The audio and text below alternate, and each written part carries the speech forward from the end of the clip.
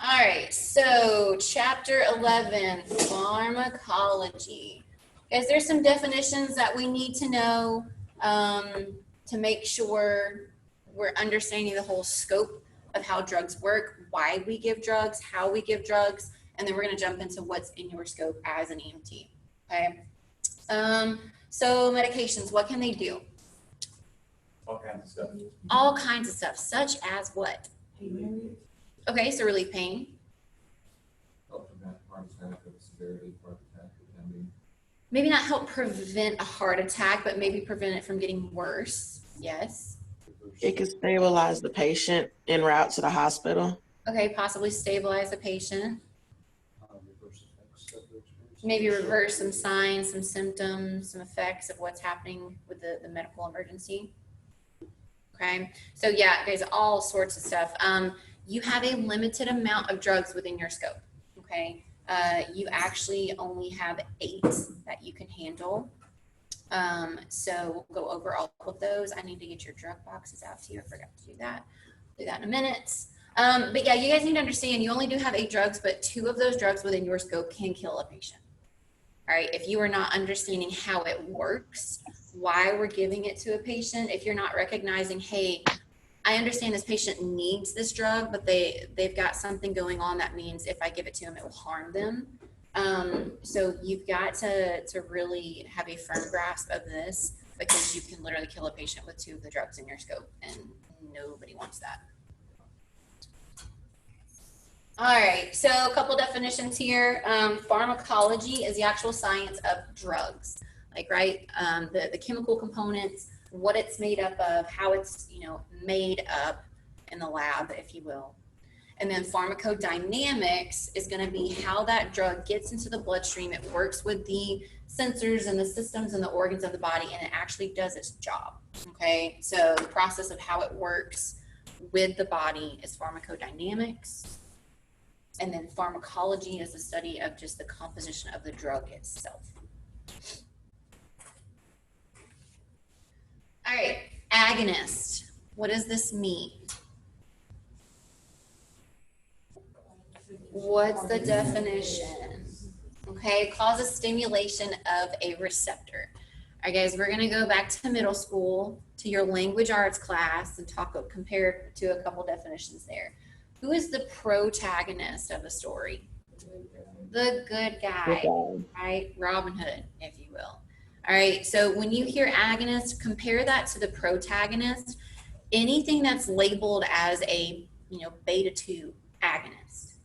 That drug is going to get into the body, it's going to get into the bloodstream, it's going to get into the systems, it's going to go to that particular receptor site on the cell, and it's going to say, hey man, I know you normally do this on a functioning basis, but I'm going to be your moral support. I really need you to do your job really, really well. All right, you can do it. All right, it's kind of like giving that moral boost. Hey, you got this. Do your job. Do it extra. Do it overtime. Do it really, really well. All right, so it stimulates, an agonist will stimulate a receptor for that receptor site to really kick into high gear to do its job and to do its function. Okay. Who's an antagonist in the story? The villain. Guy. All right, Little John or Prince John, not Little John. What is an antagonist in the story? They say, they try to foil the good guy's plot, right? They try to prevent these good things from happening. So an antagonist on the other side of that coin is going to go up to these receptor sites and say, hey, I know this is what you normally do, but I'm going to prevent you from doing it. Stop doing it. Okay, so just like an antagonist in the story is going to try to stop the good guy's plan from working out, an antagonist when it comes to drug is going to go to that stimulus, that receptor site, and say, hey, don't do your job. Stop doing your job. But both agonist and antagonist medications can have beneficial effects. Correct. But for the sense of understanding what the definition is, because one of the drugs you have is an antagonist, and it does good things, but just for the definition's sake, good guy, bad guy. Continue. Continue your job, stop your job. All right, so what's a dose? How much we give, right? Guys, when we talk about doses, it's going to be really important to know a couple things, right? First and foremost, what do we need to know about a dose? The number, right? The amount. But another big part of that is going to be knowing the units of measurement. All right, guys, there's a lot of different units of measurement. There's grams, there's milligrams, there's micrograms. All right, there's, that's kind of, for the most part, it. But if you confuse a milligram with a gram, bad. All right, that's how we kill patients. That's how we overdose patients or underdose, depending on, what we're talking about. Also be extremely mindful of decimal points. All right, so some of your doses involve decimal points, and if those are not where they need to be, again, you're definitely going to murder your patient. All right, so know the number. If a decimal is involved, know exactly where that needs to be and know the unit of measurement. All right, grams, milligrams, micrograms. I don't think I'll have anything that's micrograms. So tell me some things that go into, are all the doses across the board the same for everybody? No. All right, what are some things that can affect the dose for my patient? Their weight. Wait. All right, so what kind of age? If they're Senior a citizen. child, adult, senior, every age group is gonna have to have a different dosage based on their body chemistry. All right, so yeah, particularly pediatrics. All right, those are especially special. We'll talk about that in a minute. But typically, the adult ranges, like from 18 to here at Grady, it's around that 45, 50 mark. That's going to be pretty universal. Okay, but then we start getting into the geriatrics. We might have a considerable different dose for geriatrics because what's not happening as well in their bodies? Metabolize, right? Sometimes they can't break it down and digest it as properly as an adult could because those systems are just not working as well. All right, so sometimes we consider to change up a dose for a geriatric patient based on their medical history, based on your policies, your protocols, all right? But yeah, guys, especially in the pediatric range, this is a big one. This is, again, what gives every paramedic a sense of dread when we have a sick kid, because all of the pediatric drugs are based on what? Weight. All right, remember yesterday I said you're going to get really good at ballparking age and weight? You got to be pretty on point when it comes to pediatrics, right? Because almost all of the pediatric drugs are weight-based, and they're going to be, you give X amount of milligrams per kilogram of the patient. Okay, very, very important to remember that, because again, that math, if you're not doing it correctly on the spot, those little bodies, we can oversaturate them with medication, and it's not a good day if we do that. Okay. All right, what is an action? How do we define? Sometimes you're going to see this as mechanism of action when we're talking about a drug. What is this? Not really result.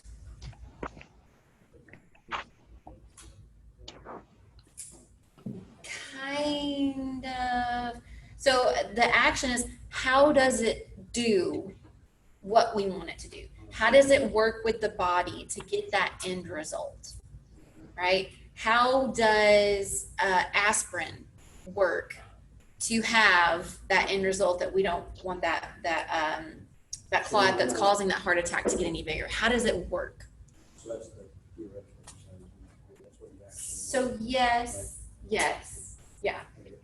How does it get in the system? What does it do? What effects does it have on the body to, at the end of the day, make it do what we want it to do? All right. Everybody with me so far? Okay. Indication. What's an indication? The why, what do you mean? The symptoms. So kinda, yeah, symptoms definitely go into it, okay? An indication is gonna be something is happening, something is present, and that is a reason I want to give the drug. All right, a patient's complaining of something. I'm physically seeing something in my findings that tell me this is happening within the body. So that's a reason to say, okay, you're a candidate for this drug. All right. So for example, I'm not going to give aspirin to a patient if I don't think they're having a cardiac event or a heart attack. An indication, the only indication for your scope of practice for aspirin is chest pain of cardiac origin. Okay. So what's a contraindication? You should not use this thing. Why you should not give it? Yeah. Okay, something's present, most likely in their vital signs, maybe their medical history, maybe through an allergy. Okay. We might, as a medical professional, say, you really need nitro. You're having a heart attack. I really need to give you nitroglycerin. But something might be present. Let's say maybe your blood pressure might be too low. That's a contraindication that I'm not going to give you that medication because I can cause harm if I do. All right, so an indication is something's present that gives us reason to give the drug. And a contraindication, something's present that's going to make us withhold that drug or that medication. Doesn't mean that they don't need that medication, right? So if he is having a heart attack, you do need nitro. It's going to help you out. But I cannot give it to you if your blood pressure is below a certain number because I can kill you. It's one of the drugs you can kill your patients with.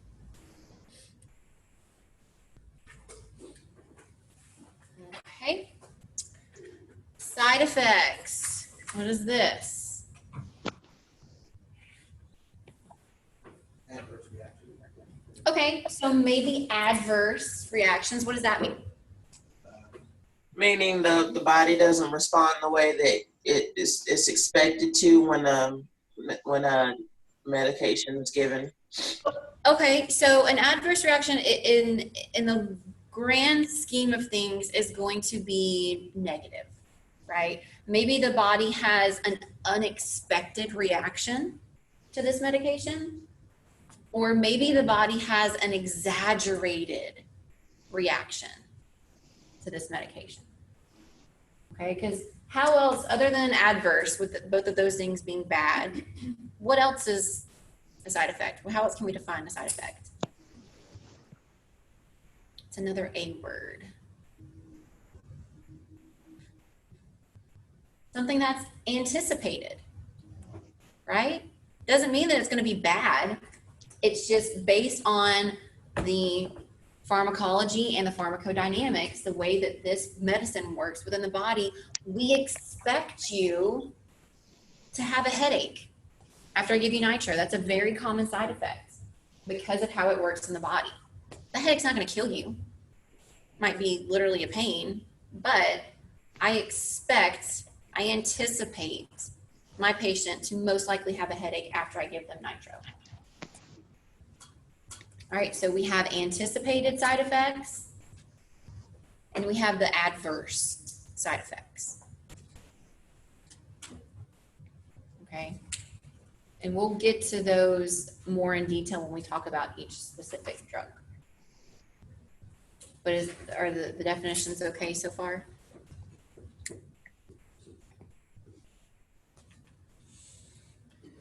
All right, each drug, for the most part, is going to have a generic name and a trade or a brand name. Right? What's the generic name? The generic name shouldn't be Just the name of the specific ingredients when you. Right. So what the drug is at its core, chemical makeup, laboratory level, whatever, what the drug is. All right. that trade or that brand name is going to be the one that everybody they know. That's going to be the big company label on that packaging, right? So for example, generic is acetaminophen. That's what the drug is. What is the brand or trade name that everybody knows? Tylenol, Tylenol. Yeah. right? Tylenol is acetaminophen. All right. Ibuprofen is a generic name. What is the most common trade name for that? Motrin. Okay. So guys, fun fact for the day, if you go to the store next time you need to buy meds, all right, there's usually like a store brand, like Publix has a store brand, like almost every single chain store, even CVS, has their own generic version of those drugs. All right, do a little comparison. Look at the store brand, turn it around, and it'll tell you what the active ingredients in that medication is. You know, take acetaminophen, the Publix brand, look at the numbers, how high that concentration of that medication is, and then take Tylenol and turn it around. Probably the same. Guess what? It's the exact same. The only thing that are different between these brand names and these generic names are the inactive ingredients. And usually that only makes a difference in how the medicine tastes. If you buy Publix brand acetaminophen, you might pay $3. But if you buy Tylenol, you're paying for that name Tylenol, you're going to pay probably twice as much. So just your fun fact of the day. We don't have anything in our medicine cabinet that is brand name because it's the exact same stuff. Okay. Was everybody okay with generic versus trade / brand? Yes, ma'am. Right. All right, so when we get to patient assessment, there is a part you guys are going to start learning all the acronyms when we get to patient assessment, right? One of the acronyms is M, and it stands for medications. Guys, there is a bunch of different kind of subcategories when it comes to medications, because that's one thing we're going to ask our patient about. Do you take any medications? What all can be included in that umbrella answer? All of this. All right. So prescription medications. All right. What does that mean? The doctor told you, hey, because you have this medical condition, I'm telling you to take this medication.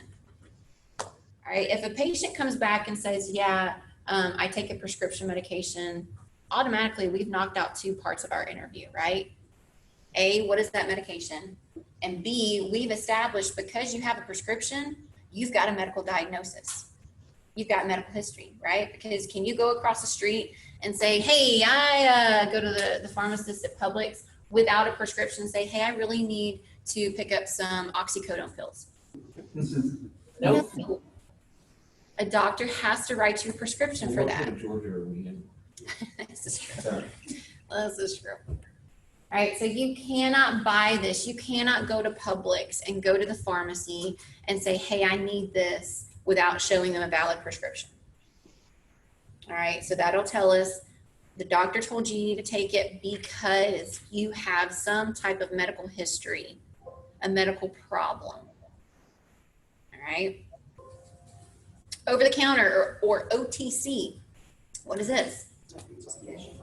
Yeah, you just walk across the street, you can go to the pharmacy section, you can buy Claritin. You don't need a prescription for that. You can buy ibuprofen, you can buy acetaminophen, you can buy whatever. All right, you don't need a prescription for it. We still want to know about the intake of these OTC meds because you can technically overdose on acetaminophen, on Tylenol. It's a really horrible way to go, but you can do it. Okay. Also, fun fact of the day, Guys, if you ever get prescription strength Tylenol or prescription strength ibuprofen, guess what that is? It's just a higher dose of the regular stuff. So typically, I believe acetaminophen or ibuprofen, typically if you go over the counter and you buy it, each little pill is 200 milligrams.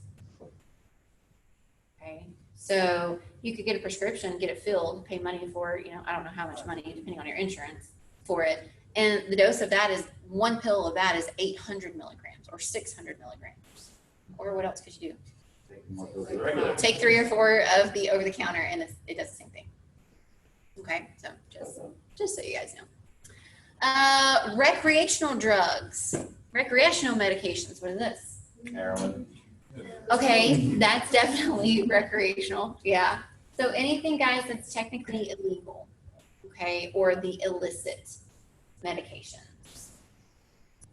I will get to my sub conversation about that when we get to patient assessment.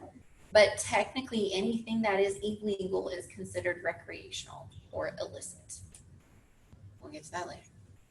Why do I want to know that? For overdoses, particularly, yes. Some complications we can see with something else. So where does, what is that? When the doctor prescribes marijuana for a cancer patient or something, and so that's a recreational drug. Nope, That's not anymore. Not anymore. It is a prescription medication. But that goes into how do you do something. No. Can't overdose on marijuana. We'll get there. I promise we'll get there. All right. Herbal remedies. What is this? Could be some illicit drugs, depending on how you phrase it, right? But what else? Okay, so maybe things that come out of your garden, right? Or specific plants or, flowers. You can find some of that stuff OTC. Or even like iron. So even, yeah. That's more like a vitamin, but this is like Jimson weed and belladonna and Stuff. yeah. So again, guys, I want to know about that just because some of these things in high concentrations you can overdose on. Nutmeg. You can overdose on nutmeg. All right. So if it's something that they've taken excessive amounts of, then that's important to me. I want to know about that. Okay. Enhancement drugs. What are some things that fall under this? Steroids. Okay, steroids, testosterone, any type of maybe hormone therapy can make a difference in some things that can be going on chemically in the body. All right. What else? Diet pills, because those are typically like a stimulant, pretty much like speed or crack, if you will, literally. What else? Viagra. Sexual enhancement drugs. Guys, this is a major question you have to ask. We are not asking this to pry into personal lives of our patients, right? But the main mechanism of action that these sexual enhancement drugs, Viagra, Cialis, what's the other one? There's another one that's getting popular. I don't know. But the way that these sexual enhancement drugs work is the same exact way one of your medications work. So if this patient already has this sexual enhancement drug in their system and we give them even more of that type of drug, that is how you can kill your patient. We will get to that when we get to that specific drug, but that is absolutely a question. Before you give that drug, if you don't ask your patient, you could possibly kill them. Have you ever had a situation where you've asked, you've given the intervention, and then they're like, oh, shoot, forgot, I took X amount or whatever? Yeah, so typically, unless it's just like a slip of the mind, I really did forget to tell you that I'm allergic to this or whatever. A lot of times when it comes to asking these questions, especially the sexual enhancement drugs, like the ED drugs, they're like, oh, no, I don't need that stuff. I haven't taken it. Whatever. you have to come back and say, okay, I don't care, no judgment, but literally if I give you this medication and you've already taken this, it can kill you. Then they're like, oh, wait, yeah, you're right. I did take that. So that's a big one. We have to put scare tactics into our patient because he goes, I don't care. The things that you were going to see will just dumbfound you. You will learn to just, whatever, all sorts of walks of life or whatever. But yeah, typically if we say no, literally like, I could kill you if you're not being honest with me, then they fess up. Would it be easier to do that? Not easier, but like just more time consuming, I guess, to do that before you ask them the medication? You go through it, you're like, oh no, I'm not taking anything. And then maybe it's that point you're like, well, you might as well just do it before, like, does it matter? If it's specifically a situation where I'm needing to give this particular medication, I'm going to go straight to that question. Okay. I'm going to get some vital signs first, and then that's going to be my first question. Have you had any sexual enhancement drugs in the past 24 hours? Okay. And then, no. Okay. I need an honest answer because this can kill you if you have, type thing. So that's going to be the first question on my mind, and then I'll go through the different other questions. I was gonna say, so if you do all of that and they still don't tell you, can you still be liable? What do you do? Yeah, Document your butt off. Yeah, because it's just like. Patient adamantly denied use of sexual enhancement drugs in the past 24 hours. EMS crew asked several times. Patient answer was no. At that point, you don't have any contraindication to give that medication. It's not your fault if your patient lies to you. If you do your due diligence to make sure you're trying to get the answer that you need. Yeah, guys, again, everything's gonna come back to documentation. Because if you don't put in there that you asked about it, then who's to say if it's not documented, it didn't happen? You didn't ask him, you were negligent. You should have known to ask that question and you gave it to him and now he's dead. It's your fault, right? Vitamin supplements. What do I want to know about this? Do I care about a multivitamin every day? One a day? No, I don't. But if they're on a specific targeted vitamin supplement, A, you can have negative side effects from overdosing on those. And B, what also does that tell me? Probably has a condition that needs that. They've probably got a medical condition that causes them to have some whatever vitamin deficiency. Because not everybody, on a daily basis takes, 1,000 milligrams of iron every day. You've got something going on that requires you to take that iron. So then that's going to segue into, well, what's going on? Are you anemic, maybe? Okay. All right. Everybody okay with those definitions so far? I had an extra question about the vitamin part. Yes. Like, as far as the everyday multivitamin, why wouldn't that also be a concern though? Sometimes, like there's like not an instance where that's necessary in some cases. I mean, unless they take like an entire bottle of one-a-day vitamins, there's not enough levels of each of those vitamins contained in that pill to have any type of negative reaction in anybody. Like me, I don't have any significant medical problems, but I take a multivitamin every day. Oh, okay. Yeah. I was just wondering because I understand if it's specific like magnesium or vitamin D or something like that, but yeah, okay. Yep. Sure. This is not enough to cause harm in the body. All right. So enteral medications. These are going to be medications that enter your bloodstream through the digestive tract in any capacity. Okay, so we'll get to this in a second. Parenteral medications enter your body outside of your digestive tract.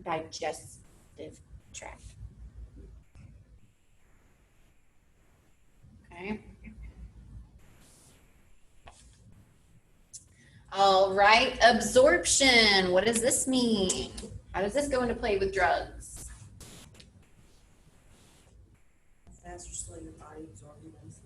Okay, so guys, when we talk about absorption, where is it ultimately going to go? The drugs, where do we want it to go? Bloodstream. Okay, so there's different routes, different ways that your body can take that medication, absorb it, kind of, you know, break it down a little bit, and then send it off into your bloodstream. So you've got two different thoughts that go into these absorption routes, right? A, where is it? How does it work? How does it get there? And B, how fast is that going to take to get it to your bloodstream? And we'll go over each of these in just a second, but just know we need to be concerned about how it physically absorbs through what route and gets into the bloodstream, and then how fast does that process take.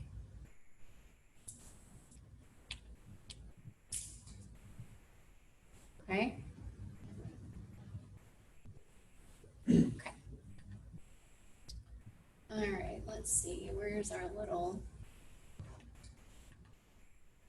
All right, so this one's going to show you your enteral routes, which is what? Your digestive tract, your digestive system. Okay, so sublingual, what does that mean? Under the tongue. Okay, what is your tongue lined with? Mucous membrane. Mucosal membranes. All right, so that's how that medicine gets absorbed and pushed into the bloodstream. Per rectum, how does this work? Suppository is another common term for it. Yeah, you put it up your butt. What is your rectum lined with? Mucosal membranes. Okay. What is something that is outside of the box, but we need to consider when it comes to maybe an unconscious, unresponsive patient, an altered patient who is appearing to be under the influence of something, but we don't find any other evidence that they've ingested it or injected it or anything like that? Narcotics? Maybe yes. What are we talking about right now? Yeah. Oh, makes sense. Guys, it's a thing. So either drug mules that have the container bust and it's unintentional, right? Or it is intentional sometimes, okay? The lovely millennial generation, you guys are creative, right? Too creative. Creative, innovative. So typically when you're drinking alcohol, if anybody here's never drank alcohol before, Yep. here's your one-on-one course. All right, but typically, how do we ingest alcohol? We Orally. drink it orally, right? Depending on the size of your body, how much food you have in your stomach, it takes a little bit. If you have one drink, right, it's got to go through your esophagus into your stomach. Your stomach then has to kind of break down those particles, and then it has to travel through to the rest of your intestinal tract, and that's where it's distributed in your bloodstream. That can take up to, 30 minutes sometimes because of the way we absorb or we ingest it. Okay. Also, what are you intaking with that alcohol beverage? Liquid, yeah. This is one reason why this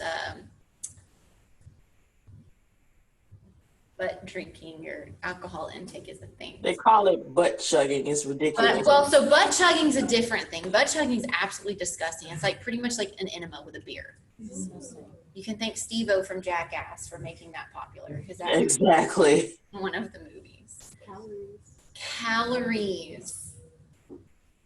Right? There's a lot of sugar in alcohol, especially in beer. There's a lot of calories. So if somebody is trying to not get those calories in their system and have it dispersed into their bloodstream, they might soak, typically it's a feminine hygiene product, typically it's like a tampon, in alcohol. Good God. And shove it in an orifice. This is a thing. Yeah, they do that crap. Experience up here. Learn something new every day. Here you go. asterisk, this is not me condoning or recommending anything I talk about in class. Everybody clear on that? Music's fine. Just that it happens. Guys, I've ran a call at one of the local colleges at a sorority house for this. Yes. So rectum, no, she's bad off. But rectum, we already have discussed, is lined with mucosal membranes. Okay. What else is lined with mucosal membranes? That's an orifice. The vaginal cavity. Just understood. Weird tampon. It was vodka. But yeah. I've heard of that as vodka. That's I've never very heard of it creative. here. So just understand, guys, that does not mean that you can strip your patient and do like an invasive body cavity search. But just keep in mind, this is something that I guess is becoming more popular, or it is a thing. But yeah, drugs and alcohol can be introduced into the bloodstream via the rectum or the vaginal cavity, either intentionally or unintentionally. This is a whole lot. This is a lot. Yeah, don't do it. I mean, so, unravel, That's not something that we really are going to confirm. Yeah. It's just going to be a suspicion that we are going to relay in our verbal reports. Because sometimes we, like in this particular instance, one of her friends messed up and said that that's what was happening. So I didn't visually confirm anything, right? Because that's not something that we do, and we'll get to that in assessment. But that's something I told the nurse, hey, by the way, you might want to check this out. And for a patient that's having that problem, what can you do for them aside from transport? I gave her fluids, Fluids? gave her a little bit of oxygen. Oh yeah. Yeah. And then you're. Yeah. I know my sister once, when she was a young teenager, went to a party with a girlfriend, drank a bunch of vodka, and paramedics came in. I should have done or something. It's a thing. Right. Again, especially if it's that the adolescent year where you're just starting to be introduced to it, you don't know that it takes about 20-30 minutes for one drink to hit you. So they're just like shot after shot after shot after shot. And then it's like, hey, alcohol brick wall. Nice to meet you. Going off of what he said about like you can't pump their stomach. No. It's in their bloodstream directly. Not for that, what you're talking about. So- My Yeah. sister, she actually drank it. Yeah, if they orally ingest it and it is in their stomach, that is something, we don't do that. No. Hospital does that, that's an option, but depending on the route of absorption, it might not be an option. Instructor A. Okay? That is great. Yeah, yes.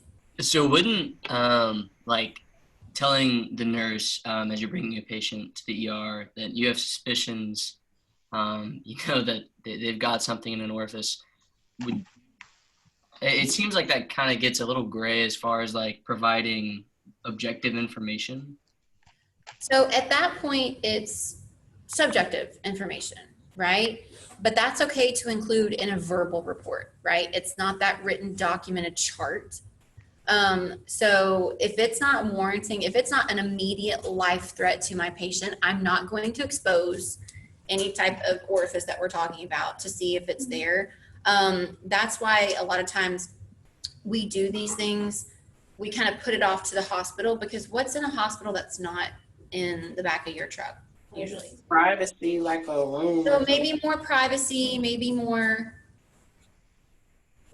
Or everything. equipment, more people that can serve as witnesses, right? Because that's a big thing we have to talk about too once we get into patient assessment. Guys, it's you and the patient in the back of the truck, right? There's no cameras back there. And unless you have, other, like maybe a PD officer or AFD, it's going to be a he said versus she said type thing, if anything inappropriate arises. So that's another reason we don't do a whole lot of invasive stuff when it comes to kind of what we're talking about. Sexual harassment, talking about a lot. Don't get me too'd in the back of an ambulance, people. Don't get what? Don't get me too'd in the back of an ambulance, people. I mean, guys, I'm not saying that it legitimately doesn't happen. Unfortunately, it does. But again, that's probably not an aspect of healthcare you guys were thinking you had to think about when you go run these calls. But these days it is. So we'll get to that. All right, so the parenteral, all right, intravenous. Okay, what is that? Like an IV. Put a needle in your veins. And what is that vein a part of? Your bloodstream. Your circulatory system, guys. You're putting it directly into the bloodstream. Okay, so you notice here, sublingual, per rectum, because these are those mucosal membranes, it has a pretty rapid uptake. So it doesn't take too long, maybe 5-10-ish minutes to be absorbed, get in the bloodstream, have an effect. Okay, that PO route that also falls under the enteral, that's slow. That takes up to 30 minutes, right? We just talked about if you're drinking alcohol, that's a PO ingestion per oral. Through the esophagus to the stomach. All right, it breaks it down and it goes to what part of the intestine? Small intestine.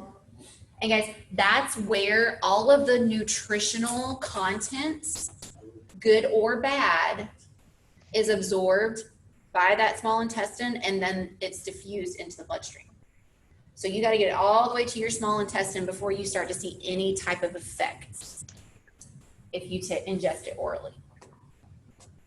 Okay, so again, depending on the size of the patient, depending on if they just ate a full-blown carb-loaded meal, or if they haven't eaten in 10 hours, it can take up to 30 minutes. Just think about it. If you have a headache, okay, if you take an Excedrin or an ibuprofen for that headache, it's not immediate relief. It takes up to 30 minutes for it to kick in and for that headache to hopefully subside. Okay.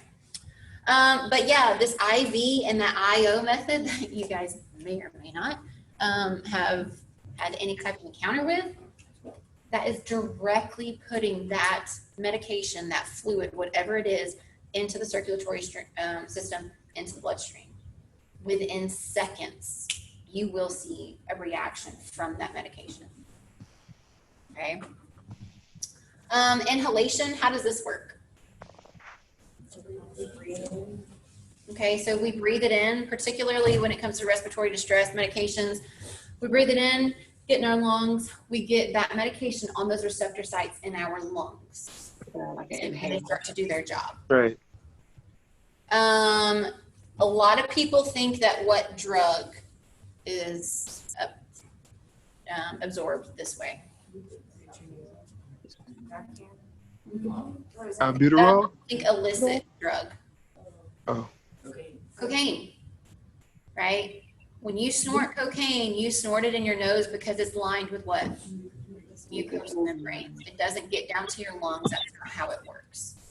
Okay, so it's absorbed in those mucosal membranes, pushed out into the bloodstream. That's an intranasal absorption. And as you can see, an intranasal, so in the nostril, it's a pretty rapid effect. Okay. So inhalation, we talked about, that's in the lungs. Intramuscular, what do you think that is? The muscle. Okay. Guys, your most common areas of injection, because this is now within your scope, depending on what drug it is going to be right here, the deltoid. Right here, what is this? I said you got to know this one. Oh, it's a side. Uh-huh. No. That's part of it. It's lateral because of how it is in comparison to the other part of the quad. Somebody's gonna tell me what it means or what it is. Anybody in Zoom? What is this muscle right here? I specifically told you need to know. Isn't it the vastus lateralis? Vastus lateralis. That's a major injection site. And where else? Gluteus maximus. All right, guys, those are very dense, bigger muscular areas that can withstand the injection and the medication. Okay, guys, those are pretty moderate. Typically, a couple minutes or so, we'll see a reaction from that. Subcutaneous. Do you guys have to get the TB test? where you got that injection up under your skin. It made a little bubble to see if you reacted to the TB. Yep. Yes. So that's kind of in between being directly on top of the skin and going down to the muscle. Is that subcutaneous area and transcutaneous. All right, subcutaneous is slow uptake. What is transcutaneous? You might see this referred to as a couple different terms. So transdermal, transcutaneous. There's another T word. Topical. Where does this go? On the skin directly. On top of the skin. This is like a patch. Remember when we talked about the skin, we have that thermoregulation through our pores via sweating. And we said if stuff can come out, stuff can also come in. Icy hot. Yeah, so icy hot, any type of pain or medication patches, like a nicotine patch. That's how it works, is it slowly infuses an appropriate amount of nicotine into your system throughout the day or over X amount of hours. Yes, we do. And we're definitely going to talk about those. Huh? Cannabis cream. Yeah, guys, any like the Benadryl cream, the calamine lotion, if you, I mean, some people these days are not even going to get chicken pox. That's a travesty. But if you ever get like really bad poison oak or when you had chicken pox as a kid, you rub that pink stuff. That's how it works. It gets into your pores, gets into your bloodstream, and then it targets fixing that the skin issue. I was gonna ask the IO that procedure was Yes. that's what that. Yes. Yeah, that's what that was. Because going back to the muscular shots, because it's going to scope down, the person who's overweight significantly, is that a contribution shot? We might just go to a different muscle group that's not as cushioned with adipose tissue.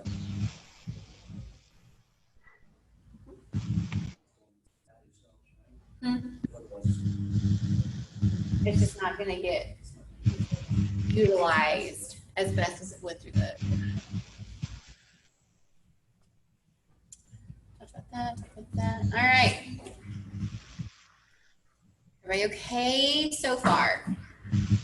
As this is important to know. All right, not only just the different routes, but how quickly they react with the body. Okay. Okay.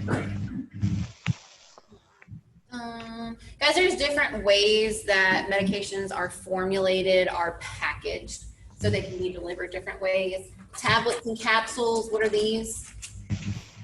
How are these going to be ingested? PO. All right. I believe it is the tablets are the powder forms that are condensed, and then the capsules are usually like the little gel surrounding. It's got the liquid on the inside. Okay, those tablets, that powder is going to be a faster acting, but doesn't last as long. Okay, so, you know, like with me, if I ever start getting a migraine, I have to take Excedrin. It's the powder. It works quicker. But those caps are those, the capsules. They have you might have seen like the commercials, the extended release, right? It'll last for 6 to 8 hours because it takes longer for the body to break down and digest that gel shell. So it's in your system longer. Just fun facts. I'm full of them today, huh? I must be shedding. Sorry. Huh? No. Just going back to the rates with that, so we need to know like the exact timing or just rapid, slow, immediate. So know if they are rapid, slow, immediate, moderate, all that stuff, but just know an approximate. So with rapid, again, that's going to be, within a couple minutes. Okay. Slow is going to be up to 30 minutes. Immediate is literally within seconds.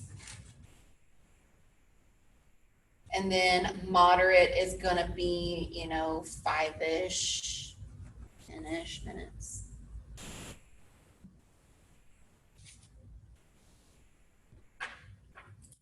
Can you repeat that? Sorry. So rapid is gonna be a couple of minutes. It'll be like 2, 3. Slow is gonna be up to 30 minutes. And guys, these are approximate. These are not like exact. Immediate is going to be within seconds. We already talked about rapid. And then moderate is going to be maybe anywhere from maybe a little less than 5 minutes, maybe up to 10 minutes.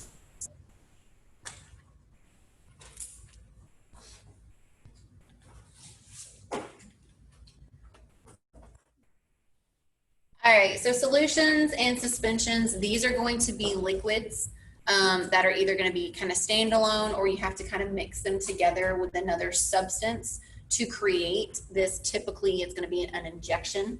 We'll talk about that when I get your drug boxes put out. Topical, again, remember guys, that's going to be transdermal, transcutaneous, topical. It all means the same thing. It's on top of the skin, goes through the pores. That's going to be a slow uptake. Okay. Same thing, gels, again, that works in the same manner. And then the inhalation and the meter dose inhalers. What do you think might be an inhaled drug? It's not asthma, that's the condition. Albuterol. Albuterol. Well, there you go. Well, we'll use you for example. What else? What else is technically a drug that's within your scope? Oxygen. Oxygen. Okay. Those are things that we are going to breathe in. And we're going to target receptor sites in our lungs, not necessarily our bloodstream, when it comes to inhaled medications or routes.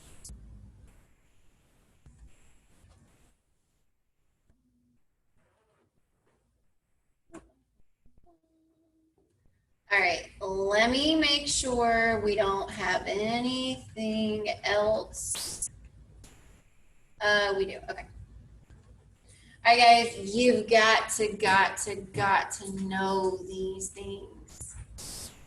Okay, again, this is going to be a possible way if these are not in place, if you don't know to ask these questions or confirm these things, how you can kill somebody or significantly injure them. All right, so your 6 rights of medications. Medication administration. All right, right patient. How does this come into play? Because guys, this might vary from a pre-hospital setting to an in-hospital setting, the way we go about asking these questions, right? So what does right patient mean to us as first responders? Okay, let's say specifically within your scope, what does it mean?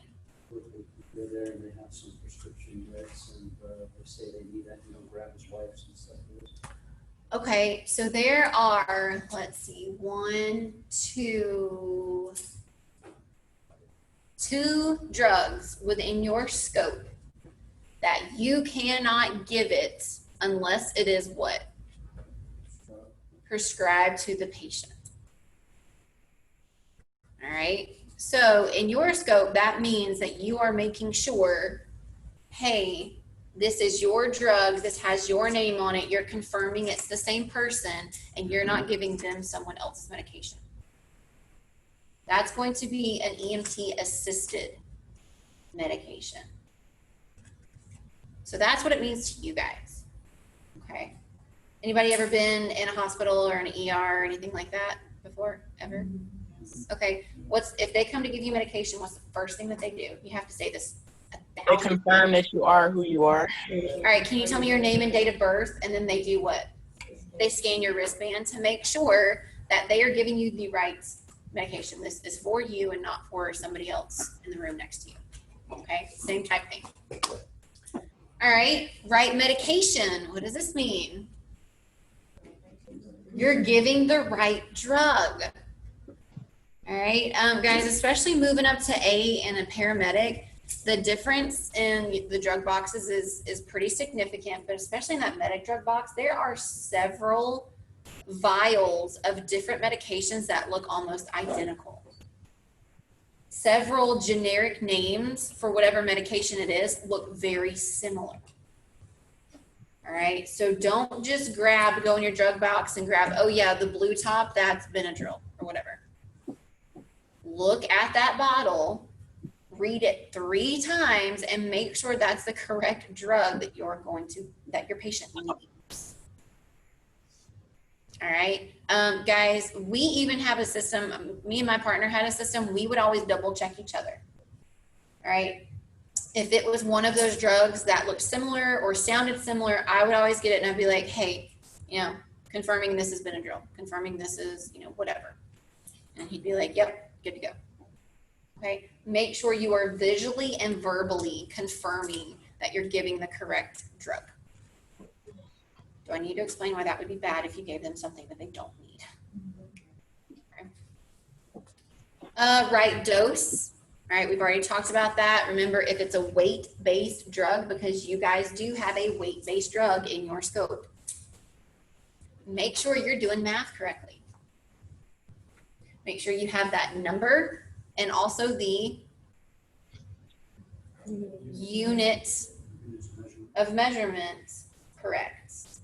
Because again, guys, if you got a drug that you think is milligrams and you're giving grams, you're giving literally like 1,000 times too much.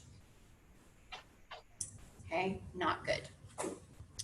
Again, confirm that with your partner. Like, all right, man, all right, so, all right, this is nitro, and correct, I'm gonna give 0.4 milligrams. All right, have that system, have that team with your partner. It's not a pride thing or an ego thing to, oh no, I have to know this. And if I'm questioning myself, I don't wanna let people know that I'm questioning myself. Because you're gonna question yourself on a daily basis. I promise you. It took me 6 months of being a paramedic by myself to not internally scream on every single call I had to give drugs on. All right, it's not gonna come the second you graduate. So that might make you feel better, or that might scare you even more. Take it as you will, but just don't be afraid to have that confirmation with whoever is on scene. Preferably someone you trust as being competent, right? God knows I love them, I respect them, because my husband is one. But sometimes firemen, they will just be like, oh yeah, yeah, that's right. Okay, just make sure it's somebody you know they know. You're on the same page with knowledge. Okay. Right routes, again, know how you're giving it. All right, some of these drugs you have to give PO, some of them are sublingual. Not within your scope, but some of them are IV, IO, all sorts of different things. If you give it the wrong way, you can cause physical damage to your patient's body. Okay, so just make sure you're giving it the correct route. Right time. What does this mean to you guys? The frequency in which you give it, basically. Okay, so elaborate on that a little bit. Or like as needed, like for example, like when you're admitted and you're supposed to be prescribed, or when you're prescribed medication for pain, you can only give it to them after so many hours at a time. Okay, so that's probably going to be more applicable in a hospital setting, right? Because depending on where you work, particularly here at Grady, the most amount of time you're going to have that one-on-one interaction with a patient is going to be maybe an hour. And then we transfer them over. Long-term care is in the hospital, and we go pick up another one, right? So yes, but you're right. If you have pain meds, you can only have them X amount of hours, or any other med. It's typically on an hourly basis. But what does it mean for us as a pre-hospital provider? For documentation, absolutely. But why does it matter? Why does it matter what time I gave one round of nitro? Well, hospital needs to know when You give a report when you get to the site. For people that know in the long term, so when we do pass them off to the hospital, then they'll know, okay, this guy did that 314, so I'm not going to give it to you, so X. Guys, there's time intervals. You can give multiple doses of some of the drugs in your scope, right? particularly with nitroglycerin. All right, this is one I've been referring to a lot that can kill your patient. So beware. All right, so with nitro, you can give 1 dose, but you have to absolutely wait 5 whole minutes, not 3 minutes and round up to 5. 5 minutes before you can give another dose. Because of some of the bad side effects that can happen from that drug, we have to give that patient's body an entire 5 minutes to see how they're going to react, to see if they're eligible for a second dose. All right, so A, we've got to know these time intervals between doses, which we will go over, so we don't kill our patient, right? But then also, you have to translate that correctly into your documentation, right? You have to say, again, this multitasking, okay, I just gave you a nitro, it's 0913.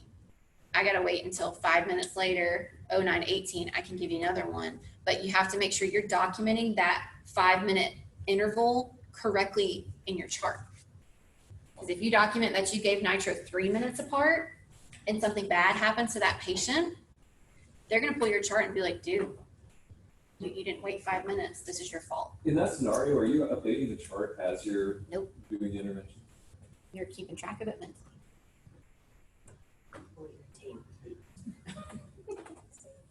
Did you miss the tape? I probably did, yes. Ma'am. So that tape you guys were practicing with yesterday, if you're not good at remembering things, like multitasking with times and doses and stuff, vital signs as well, get a piece of tape, put it right here on your leg for every new patient, every new call. So you can just jot stuff down real quick and then go right back to patient care. And then you can reflect on what you wrote on that piece of tape for your documentation later. It's just easier than like if you keep a notebook, like getting it out and writing and putting it back type thing. Everybody good on time? How it applies to us, why it's important. Don't kill your patient and don't have a lawsuit. Okay. And then again, right documentation, we kind of segued into that. You got to make sure you're putting those appropriate timestamps. You got to make sure that you're documenting, you are asking the appropriate questions to make sure this patient is a candidate for this medication, that you're not giving them something they shouldn't have. Okay, and again, like we talked about earlier, documentation also plays into if the patient withheld information from you, right? They didn't tell me they were on ED drugs. They adamantly denied they were on ED drugs, so I gave them the medication. That needs to be part of your documentation if something like that happens as well. What's another one we need to make sure we're documenting and asking before any medications are given? Allergies, right? And we'll talk about what kind of goes into the answer with that. But yeah, if every single patient, I don't care what the drug is, all right?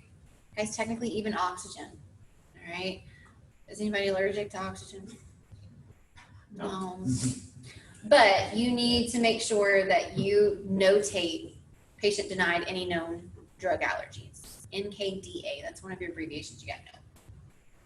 So that way, the patient honestly might not know they're allergic to something, but you're asking that, you're documenting that, even if they have an adverse reaction, like an allergic reaction, you asked it, you documented, you technically didn't have a contraindication to give that medication. Okay?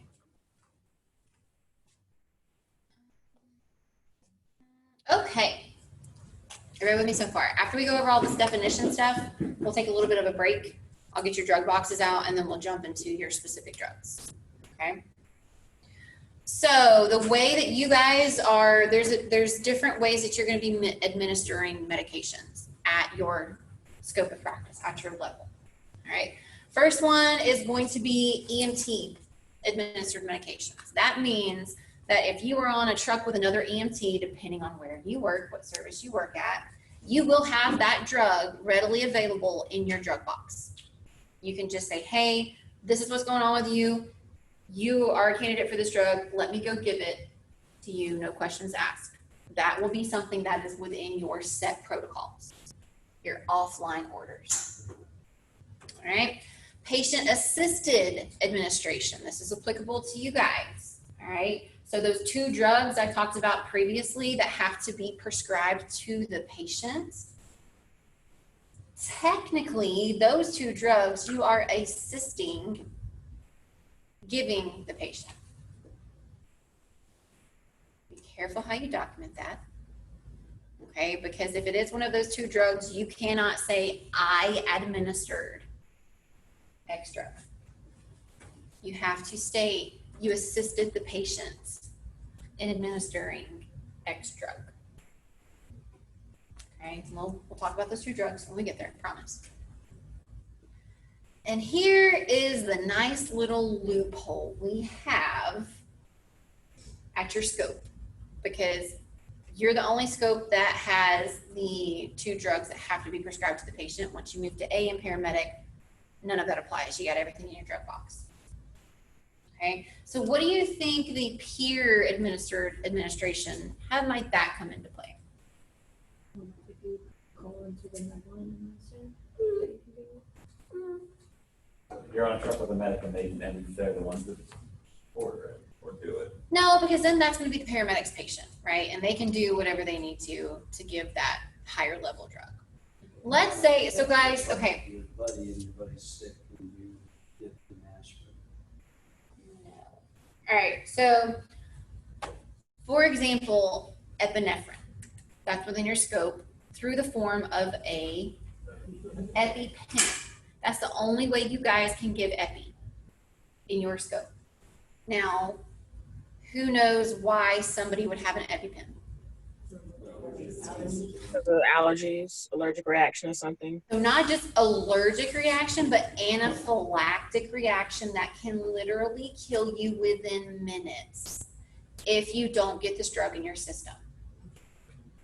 All right, so the way the allergies work, and we'll talk about it in a different chapter, it's not your first exposure to these things that make you allergic. You can have several different exposures to whatever antigen it is before your body says, nope, not gonna happen, don't like this anymore. So guys, there are some people out there who are not aware that they have an anaphylactic allergy to something.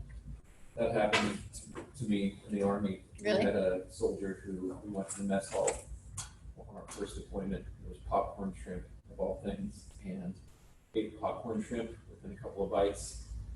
Entire face swelled up, went right out of the chair, and did everything we needed to, got him stabilized. He was fine, at the end of the day, but had no idea. Basically, he said, well, I've tried shrimp a few times before and had no clue that That's how it works. shellfish allergy. Yeah.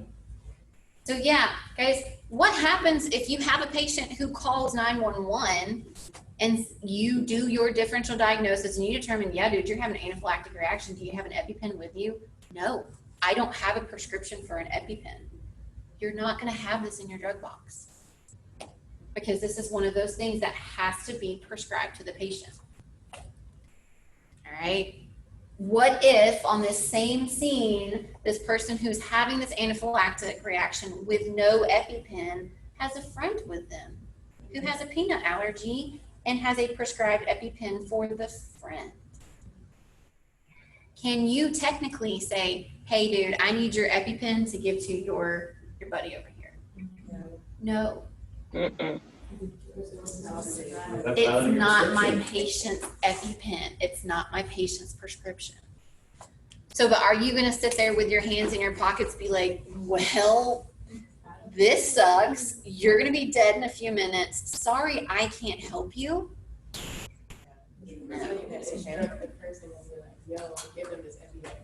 But with your medical knowledge, you can hypothetically say to that patient, well, if you were to administer your EpiPen to your friend, it would act the same way as it would with you. You know how to do it. I'm just giving you that information.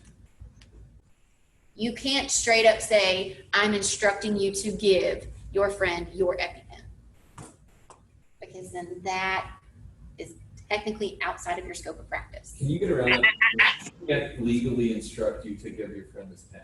If we were to have a hypothetical conversation, Yeah, okay. your EpiPen would save your friend's life, but I can't do it. That's all I'm saying. You bite your eyebrow. So that's going to be a peer assisted administration. It's really funny because we just got EpiPens on the airplanes, and that's why it's so much we can administer. Really Yeah. interesting. Interesting, but it's not a bad thing, right? Because you don't want people to die. Or this is if you've got a patient who has really bad asthma and has like an at-home nebulizer machine.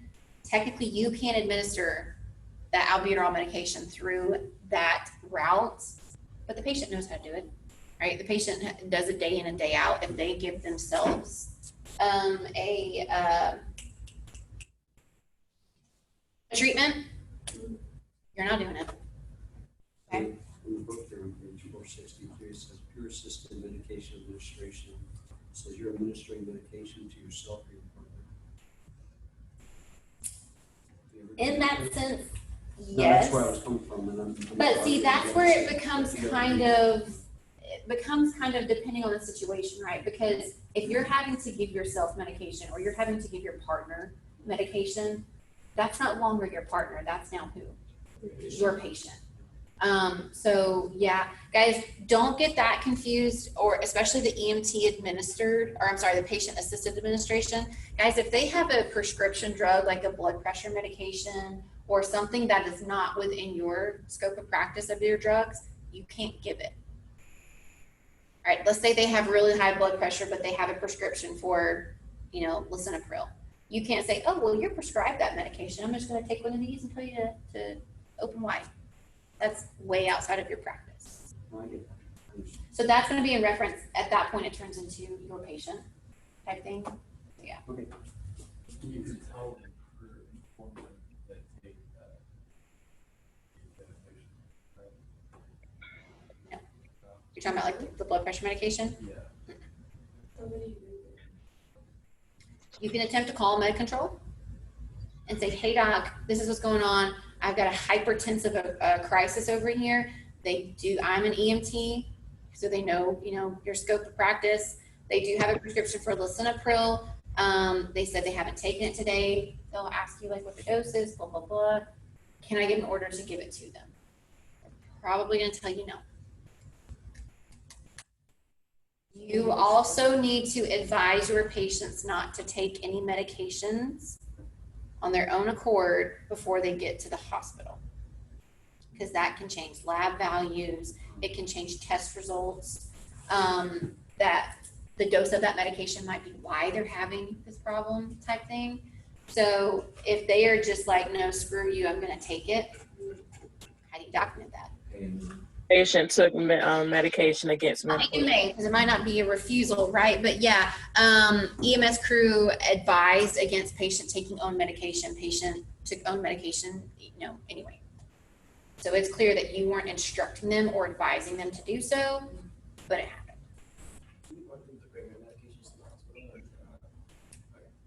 No, it's something that might get lost, and the hospital is not going to trust that whatever that pill says it is actually what it's supposed to be, so they give their own supply of their own medication at the hospital, which you have to pay out the butt for.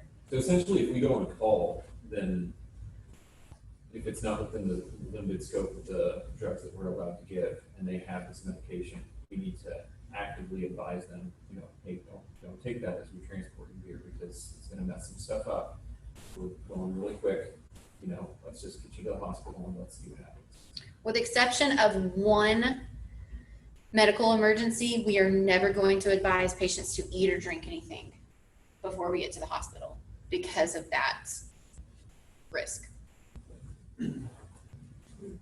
So are we just, I don't want to say walking on the line, but are we kind of like using our own judgment about what you're going to specifically say?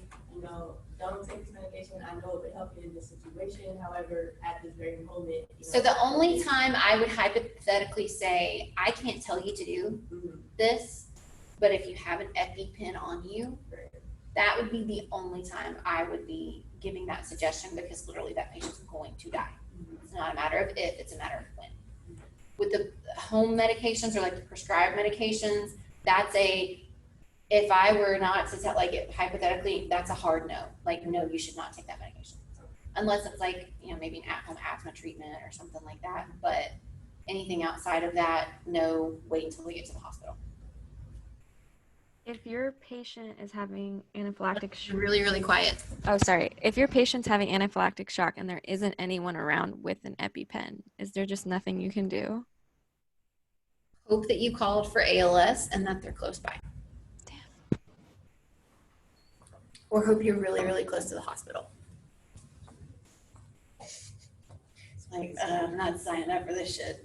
Crap, sorry. All right. So your medications, guys, again, they're going to be determined by, because remember we talked about at the national level, I can handle X amount of drugs as a paramedic. At the state level, I can handle like 300 something drugs. But at Grady, for my local protocols and my medical director's discrepancy, I can only handle like 50. Okay. So whatever drugs you have in your drug box are going to depend on whatever agency you work for, whatever their medical director says is okay or is not okay. All right.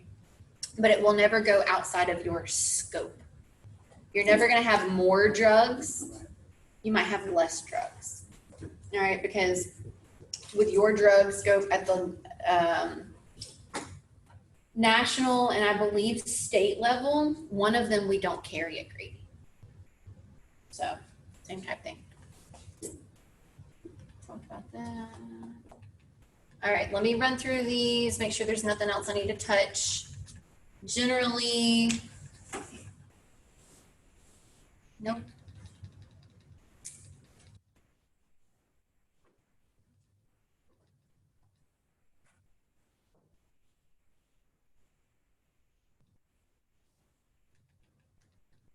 All right, let's take a 10-minute break.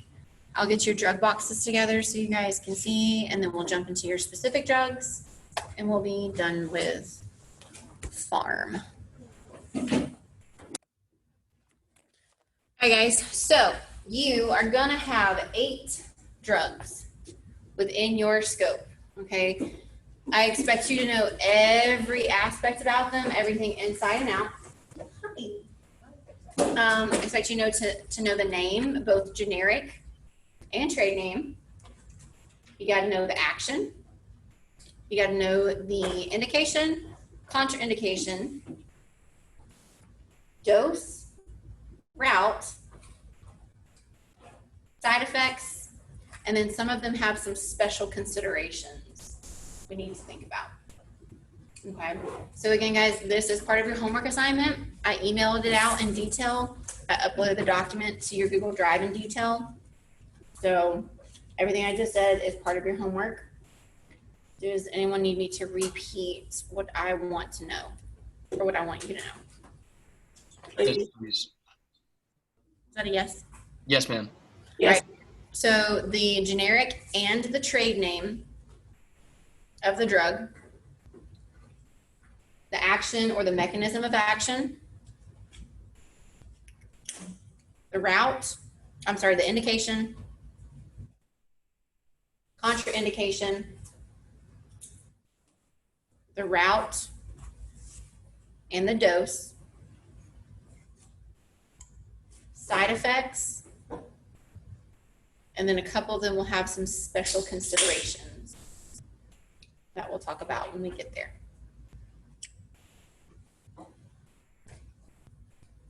Okay, ready to go? All right, so let's see, your first one, we'll go in alphabetical order, should be activated charcoal, right? Is that the first one in your chart? Mm-hmm. All right, so activated charcoal, what is this? Let's talk about the generic name. What does your table say is the generic name?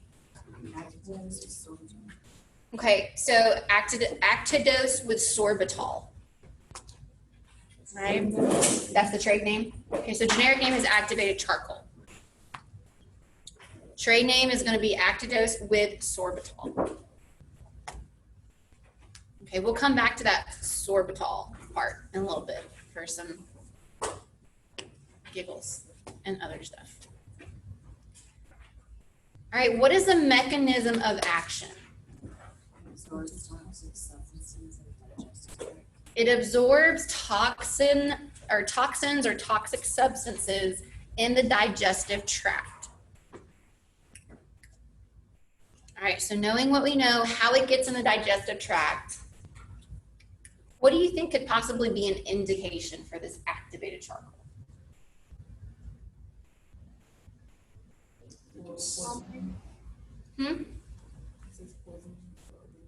So poisonings or overdoses, but particularly what kinds? Maybe chemical? Maybe cleaners? What? Maybe recreational drugs, but specifically, how might one get those toxins or chemicals in their system? Ingested. Yeah. All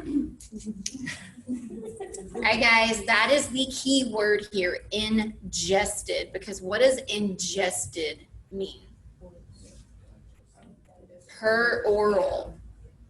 You place that substance in your mouth, it goes to your esophagus, it gets to your stomach, and then it goes to your digestive tract. Right? So if somebody shoots up or inhales a drug or chemical, am I going to be able to give activated charcoal? Is it going to do anything? No. No. You could give it, but it's not gonna. You could, but it's not going to do anything, right? Because we're not targeting that specific toxin or poison or chemical in the digestive tract. So That's the only place. place. You gotta go the same route. You got to go the same route that the poison or the chemical entered your body, your patient's body. All right, so we've got activated charcoal as generic name. Trade name is Actidose with sorbitol. And an indication is going to be an ingested, ingested, chemical or toxin or poison.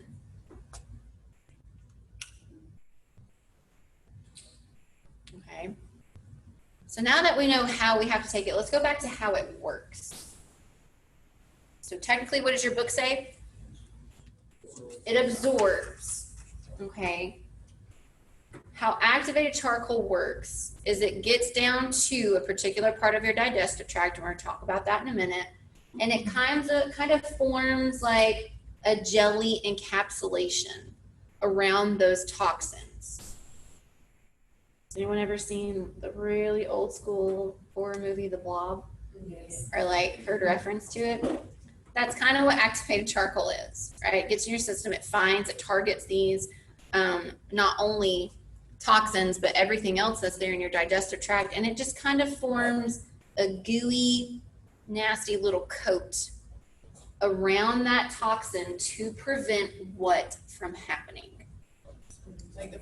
Absorption in the bloodstream. To prevent that particular substance or toxin getting absorbed by your digestive tract and pushed out into your bloodstream. That's really important to remember because there's a big special consideration when it comes to this drug. All right, so that gooey, nasty black stuff targets everything that's in your digestive system. It encapsulates it. It says, hey, you can't get out. Everything that's I've encapsulated is staying inside of this blob, if you will, to prevent it from being absorbed through your digestive tract and eventually dispersed into your bloodstream. Because guys, do we want poisons and chemicals and toxins in our bloodstream? No, not good. Because what does our bloodstream come in contact with? Everything. Everything. Every organ, every system, everything will see those negative side effects from that particular toxin or drug or chemical if it gets in the bloodstream. Question? Yeah. So this is the interaction. The mechanism of action? Yeah, the action. That's how it works.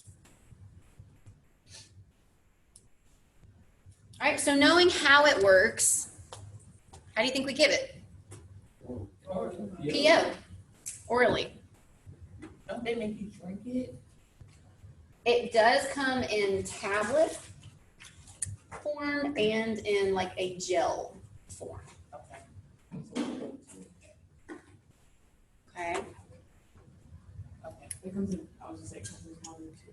Yeah, Like, like if a you go- tablet, it's if like you- the powders in the Yeah. tablet or the Yeah, like, capsule. if you go into the emergency room, don't they give, do they give it to you in the tablet in the emergency room? They have, I don't know if they have both forms, but they either give you like a gel liquid form that they force you to drink, or they can give you the tablets. Yeah, but I've had the but the activated charcoal tablets, I use those. Yeah, you can buy those OTC in a lot smaller concentration. Because of constipation. And we'll get there. All right, so we know the route. What's my dose? 2 grams per 1 to 2 grams per kilogram. This is your weight-based drug. You're gonna have to do some math. Can you repeat that? 1 to 2 grams per kilogram. All right, we're America. We're stubborn.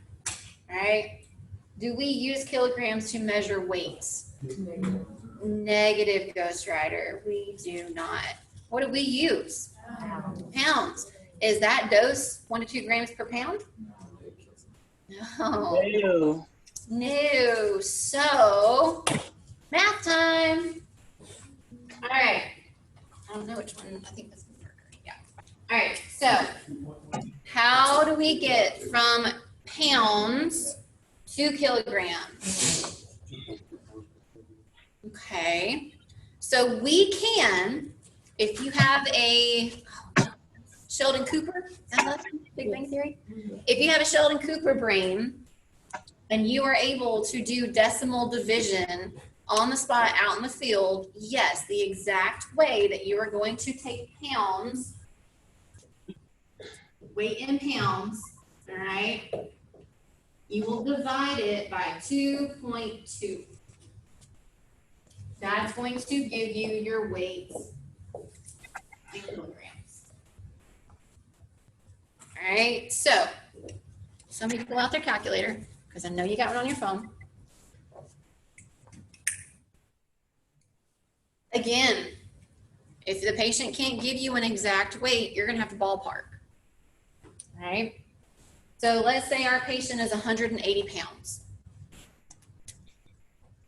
All right? Let's divide that by 2.2. What do we get? I'm sorry, what? 81.8.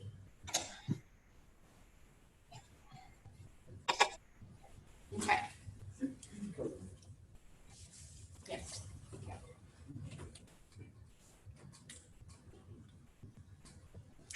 Now, guys, this is a little easier these days because everybody's always going to have their cell phone attached to their hip, right? It is a quick, you can pull out, use your calculator, or you can, hey Siri, what's 180 divided by 2.2? If you have an app. Okay. But if you don't have that access, there's a quicker, an easier way, a shorthand way that we usually do out in the field. Okay. So you're going to take your weight in pounds and just simply cut it in half. Because that's easier to do than dividing by a decimal, right? Now, whatever number you get from that math, it sounds complicated, but it's really not, I promise. Let's say this number is, we got a 180-pound patient. Cut 180 pounds into 2, that is 90. From that number that I get from that division, so from 90, I'm going to subtract 10% of that number from itself. It sounds complicated, but guys, it's always going to be whatever that first number is. So what's the first number of 90? 9. Subtract 9 from 90. 81. We're not even a full numerical number off. Okay, so I don't know how to write that out. And then so subtract. I don't know. I'm not even gonna attempt it. But yeah. All right. So you can either straight up take the number of pounds, divide it by 2.2. That would give you an exact decimal number. Or you can take that number, cut it in half, and subtract 10% from that number that you get from itself. Okay. You might be off by a couple decimals, but it is not going to be a significant amount that will drastically change your dose. Point is, you just don't divide by two. Point is, yeah, there's more to it than just cutting it in half. The reason you do the 10% is so that represents 20%. Yes. It's the first digit of whatever X is. Yep. So take 200 pounds, cut it in half. 100. What's 10% of 100? 10. Subtract 10 from 100, you get 90. That's a lot easier. Okay. That's going to be your math. That's going to be your conversion. Because now that 180-pound patient who he discovers weighs 81 kilograms, now I have to do more math, right? I have my weight in kilograms. Now I have to base my dose off of that weight. So what's my dose? So 1 to 2 grams per kilogram, but what's my dose for an 81 kilogram patient? So anywhere between 81 to 162 grams is going to be my end all be all actual dose for a patient who weighs 81 kilograms. That's kind of a lot. So, do you base that I mean, how do you get that judgment call? Are you based on what it's Yeah, based on, because I mean, we already know the patient's weight, right? That's always going to be a factor. But just based on what they took, how much, maybe how long ago, maybe if they've eaten beforehand. Guys, you're not really going to kill your patient if you give them more activated charcoal than they need. So it's not going to harm them if you go to that 2 grams per kilogram range. Oh yeah, it's going to happen. So we get the grams, we just double the kilograms. To get the grams, we just double the kilograms. Yes. If you're going to go the 2 gram route, yeah. Okay. You say you consider other things that might be absorbing or absorbing food, the cold could be kind of mixed with that. Yeah, and you might need a little bit more if there's more like actual volume or content. Okay. Dr. A. Yes. So would you say it'd be better to err on the side of caution and give on the higher end instead of on the lower end? With this one, yeah. Okay, thank you. Mm-hmm. All right, so let's talk about some side effects. Some anticipated, I expect these things to happen because of the way the medication works, side effects. Constipation, why?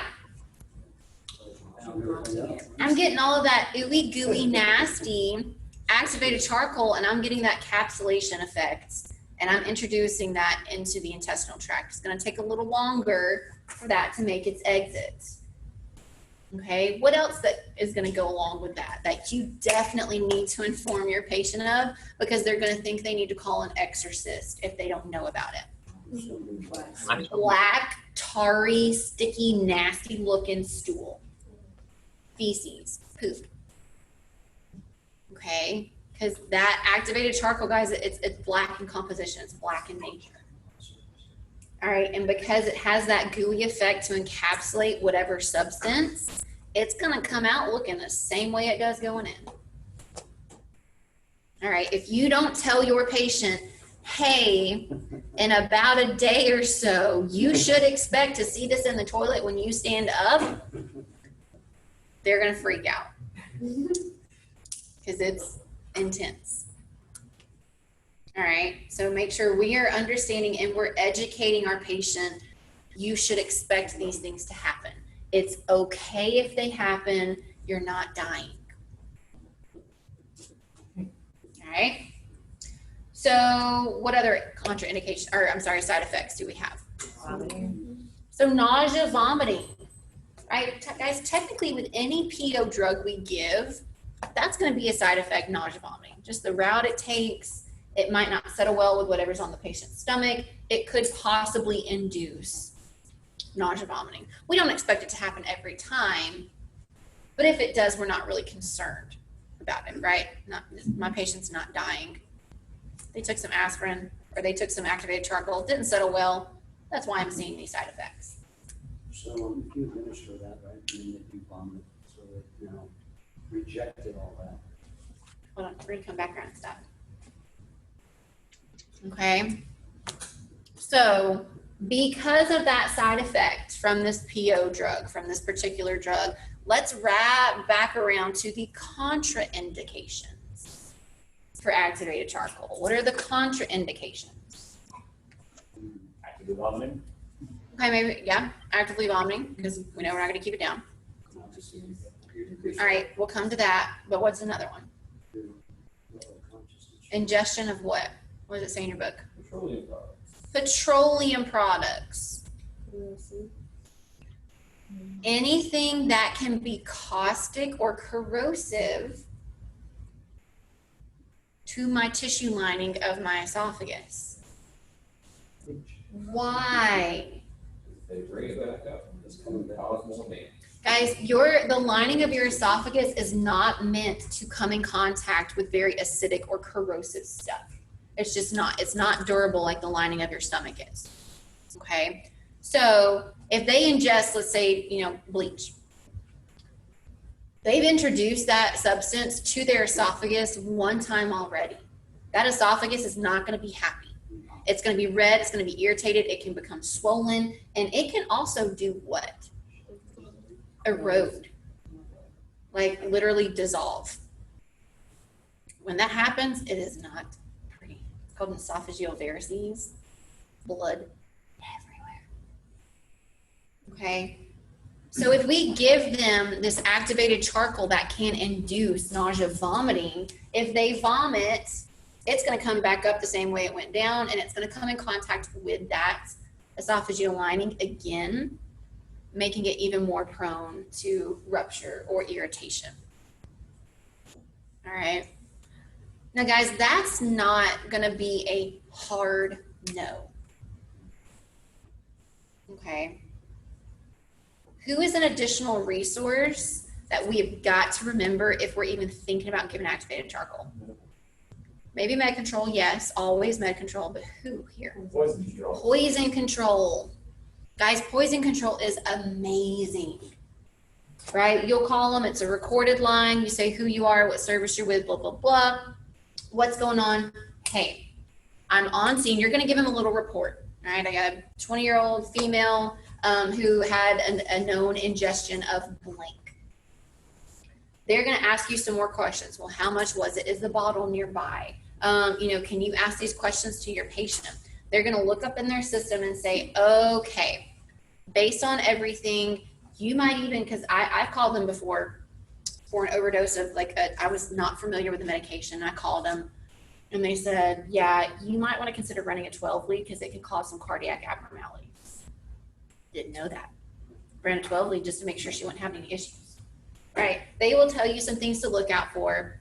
They can also be an additional resource to say, no, I really wouldn't give activated charcoal for this patient. Or yes, I would. Acceptable risk. What do we need to remember if we contact poison control? Document. I'm sorry, can you spell your name one more time? They introduce themselves. They give it out willingly, but make sure contacted poison control, spoke to blank, blank advised administration of or withholding of whatever it might be. If you really, really, really want to be careful, what do you do after that? After you're off the phone with poison control, if they give you an order, just call med control. Hey doc, talk to poison control. They're on board with this. Just want to run it by you. Okay, but poison control is great.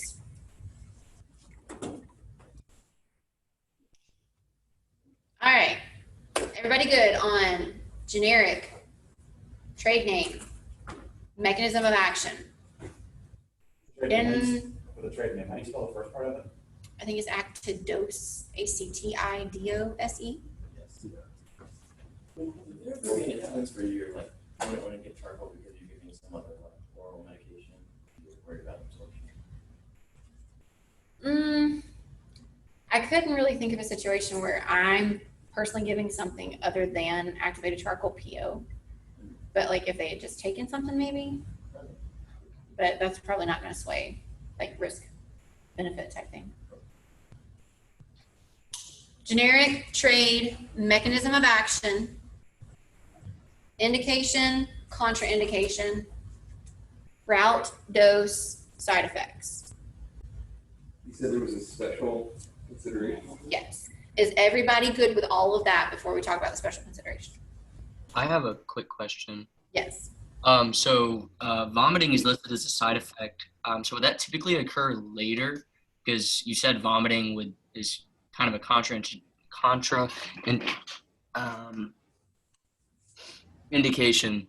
And so would vomiting just occur later or? After you give the activated charcoal? Yeah, like because if you give it to them and then they just vomit. Yeah, it usually takes maybe 5-ish minutes for that vomiting to induce because we're giving the activated charcoal, because it's got to be able to get down to the stomach and for the stomach to realize, hey, I don't really like this, and to induce the vomiting. But that doesn't reverse, like they're not just vomiting the activated charcoal you just gave them, correct? No, they are. So it's useless. Only if, Yeah, so that's why active vomiting, like before you even give the medication, is a contraindication because they're not going to be able to keep it down, right? So there's no point of giving them a PO drug if they're not going to keep it in their stomach. Okay. Okay. What did you say about petroleum? It cut out for me. I'm sorry. So if one of the contraindications is if there's any type of like petroleum based or very caustic or corrosive chemical or substance that's ingested, that's something we want to contact poison control, contact med control and say, hey, this is what they took. What is the risk benefit for giving them activated charcoal? Because we don't want to reintroduce that caustic substance to the lining of the esophagus again, because we can cause damage to the esophagus.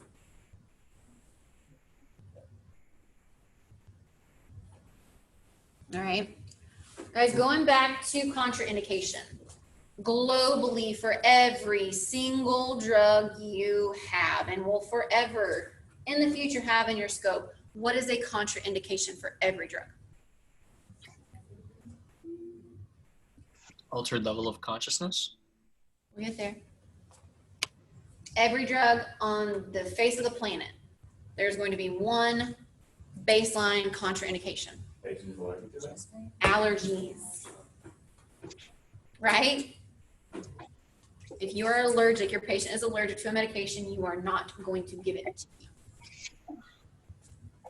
Now, we will talk about exactly what that means when we go into patient assessment, but for right now, just know if they are allergic, legitimately allergic, you will never give them a medication, ever. I don't care what medication it is.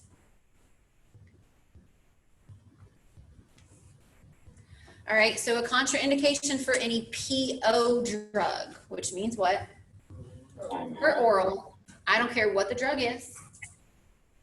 If it is given that PO route, what is a global contraindication for that drug? Upset stomach. All right, if your patient has a decreased level of consciousness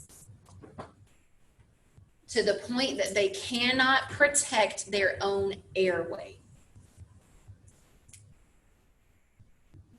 If your patient is altered to the point they cannot protect their own airway, you will never, ever, ever give a PO drug, no matter what that drug is. Because what might you cause? Choking. Airway obstruction. Okay, so if your patient's unconscious, unresponsive, and they're having a heart attack, yes, they need aspirin, but I'm not going to give it. because they can't protect their own airway. Okay. Everybody good with those umbrella statements?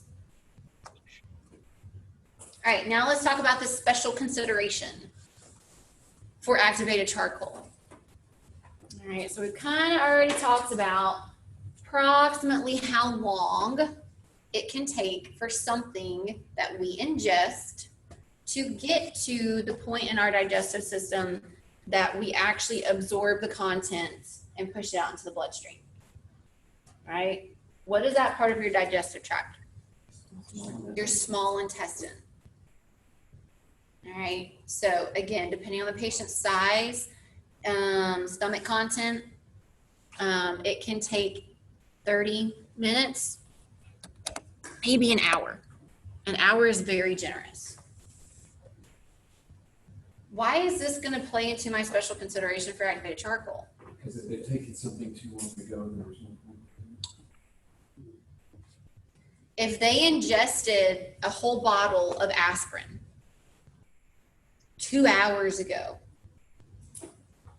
where is that aspirin, all of that aspirin already at? In your bloodstream, right? In that 2 hours, it has had time to get broken down by the stomach, passed on to the small intestine, absorbed by that small intestine, and diffused into the bloodstream.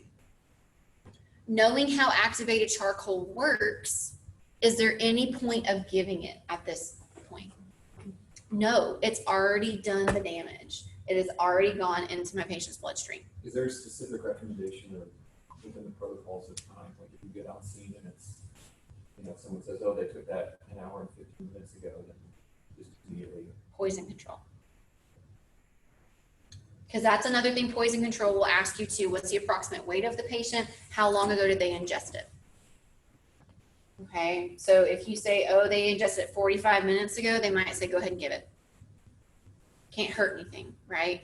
But if it is significantly removed from that 30-minute to that hour window, no point. It's not going to do anything. Damage has already been done. So the time that has passed from these patients ingesting whatever it is, we need to take that into consideration to see if we're even going to give activated charcoal. Because, I mean, in theory, it can't really hurt them, but it's not going to do any good. It's more like a placebo. Yeah, maybe not even that. It's just going to be like, hey, enjoy constipation, and, you know, because guys, to a certain extent, it can cause constipation, but I said we were going to come back to that sorbitol part of the name. What is sorbitol? Okay, in the form of what? Do you see it in a lot? So maybe fruits. A lot of these manufactured sweeteners contain sorbitol. If you want a really good laugh, go to Amazon, type in Haribo sugar-free gummy bears. Oh, yeah. And there are literally thousands of reviews on these gummy bears because it has a good bit of that sorbitol ingredient in it. And it's like novels of people talking about their diarrhea experience from these gummy bears. It's freaking hilarious. Does it have that drug ally? I don't know, maybe. I have a whole bag of those gummy bears on standby waiting to get my brother with them. You are cruel, but genius. Okay, because guys, you can buy like a 20-pound bag from Amazon, and these people don't know. They still sell them? I thought they sold the product. I don't think they still sell them, but they have to put like a warning. But yeah, so that sorbitol is going to act as an additional laxative to move that stuff out of your system more quickly. But yeah, really funny stuff. All right, everybody good with activated charcoal? Guys, we don't carry activated charcoal here at Grady. Okay, a lot of pre-hospital services are moving away from the activated charcoal. You might see them in more of a rural setting, that has a further or a longer transport time. But usually in the urban settings, we're close enough to a hospital where we can get there. They can even either give activated charcoal, or they can do the not so fun other option as to pumping your stomach. Okay, but this is what the capsule version of activated charcoal looks like, or it does come in like a gel suspension that you drink. So, yeah. And guys, another reason too is cost efficiency. 260 milligrams per tablet. Do the math to figure out, what did we say, 162 grams. It's like a whole bottle. So, yeah. Yeah, that'd be 4 bottles, I think, so it would be. Yeah. It's a lot. So, yeah. I mean, if it's that many that you're having to give, is the liquid suspension easier if the patient's able? Yes. But then again, the liquid suspension does pose more problems. If we have that nausea vomiting, we have more of an aspiration risk. So a lot of services don't really carry it anymore. It's more so done in a pre-hospital or in hospital setting. I have a question. Yes. So hypothetically, if you were to give a patient a capsule form of activated charcoal, would you just try to give them 4 bottles worth of pills? Exactly. How well is that gonna go over? That's insane. You want me to take what? Yeah, so for several different reasons, we don't really utilize it a ton in EMS anymore, but it is within your scope. You gotta know it. Everybody good on activated charcoal? Yeah. Okay. And guys, your book has a couple of different things or additional things, stuff like that. But I do expect you to know everything that I particularly tell you in lecture. That's, you need to know specifically what I talked to you guys about in class. Okay. All right, albuterol, is that our next one? Aspirin. It is? Oh, because that's MDI, right. All right, so we'll talk about aspirin. All right, what is your generic name for aspirin? Some god awful long word. Generic name. Aspirin, right? Aspirin is aspirin. Your trade name, your most commonly referred to trade name or brand name is going to be Bayer. All right, those are the commercials you see. Bayer aspirin saved my life. Take baby aspirin when I had chest pain, and now I'm alive. Guys, it's not false. All right, my dad keeps baby aspirin on his keychain at all times, and we'll talk about why in just a second. All right, what is the mechanism of action? Yo. So mechanism of action, how does it work? Anti-inflammatory. Okay, so it does work as an anti-inflammatory. No. Inhibits clotting. Thins the blood. Okay, it does. I think in your book it does talk about it alleviates like a headache. It can reduce fever. Yes, that is all true. But that is not why we give aspirin in a pre-hospital setting. So it's like an anticoagulant too. All right. If you have a call, especially here at Grady, guys, I can't speak for every other agency's protocols, but if you run a call at Grady and your patient says they have a headache and you give them aspirin, you're violating protocol. We do not use it for any type of fever reducer or pain reducer in the pre-hospital setting. Why is that? I mean, I get it's the protocol, I'm just wondering. Because we don't really care. I mean, that came out wrong. It's not like we don't care. No, I know. But it is emergency medical services. A headache, unless we're suspecting a stroke, is not an emergency. We're very particular when it comes to giving out pain medications. Like very strict protocols as to what we can actually give those for. Yeah, so there's a certain discipline around it, is what you're saying, What is your, Urine is the service that comes out and gives medicine. Right. Headaches, right. What is your one and only indication to give aspirin in a pre-hospital emergency setting? Heart attack. Cardiac. Chest Cardiac pain distress. of suspected cardiac origin. Guys, that last part's super, super important. Of suspected cardiac origin or etiology, which means they're having chest pain because, based on my assessment and my medical knowledge, I think there is a cardiac event going on. It could be a heart attack, it could be something else. But we give aspirin for chest pain of cardiac etiology or cardiac origin. Those things mean the same thing. Only. Correct. Now that's important to remember, guys, because can you have chest pain outside of having a cardiac event? Sure. Yeah. Break your ribs. It could be trauma related. It could be heartburn. It could be you have pneumonia and you've been coughing for a week straight and your muscles are tired, so every time you cough, your chest hurts. That's what's going to go into your differential diagnosis with these patients, is figuring out the root cause of these patients' signs and symptoms. All right, so that is the indication you need to know chest pain of suspected cardiac origin. Because I'm not going to give somebody aspirin if they have pneumonia and they've been coughing because they have their chest hurts. If I can confirm 110% that this is heartburn, I'm not going to give them aspirin for that. Okay, it's got to be that of suspected cardiac origin that makes it appropriate.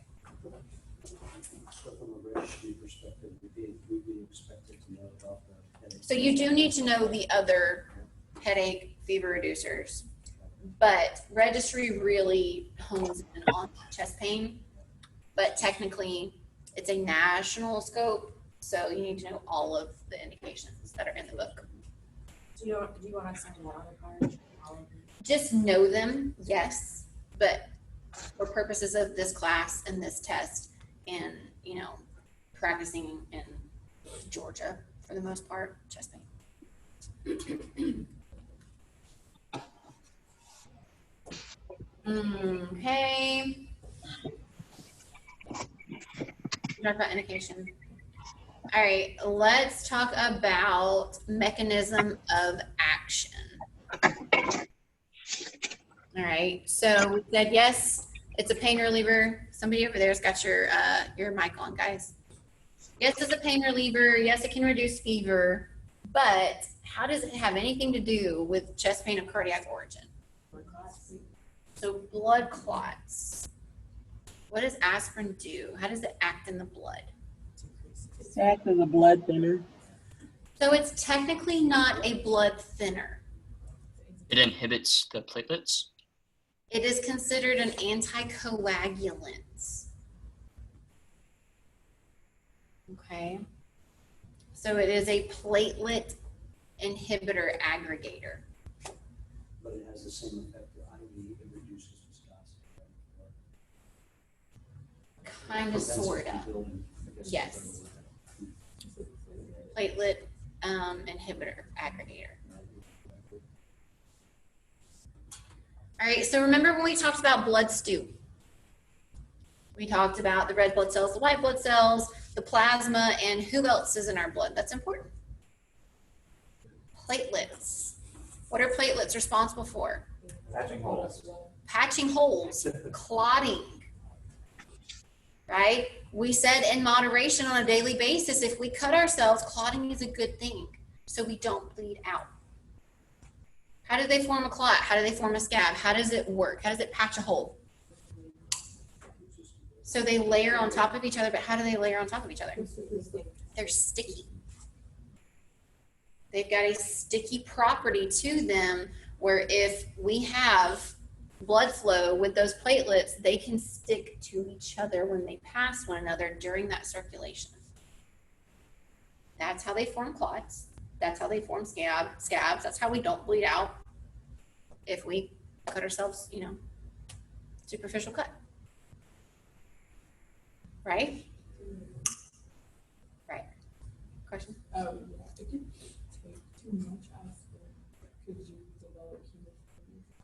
not develop hemophilia, but you could die.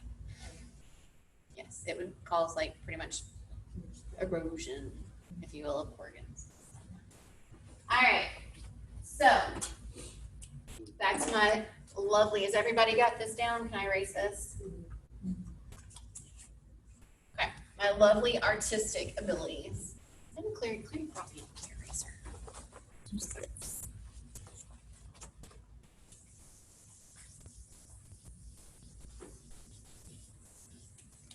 All right, so you're going to get a very nutshell condensed version of a particular cardiac emergency.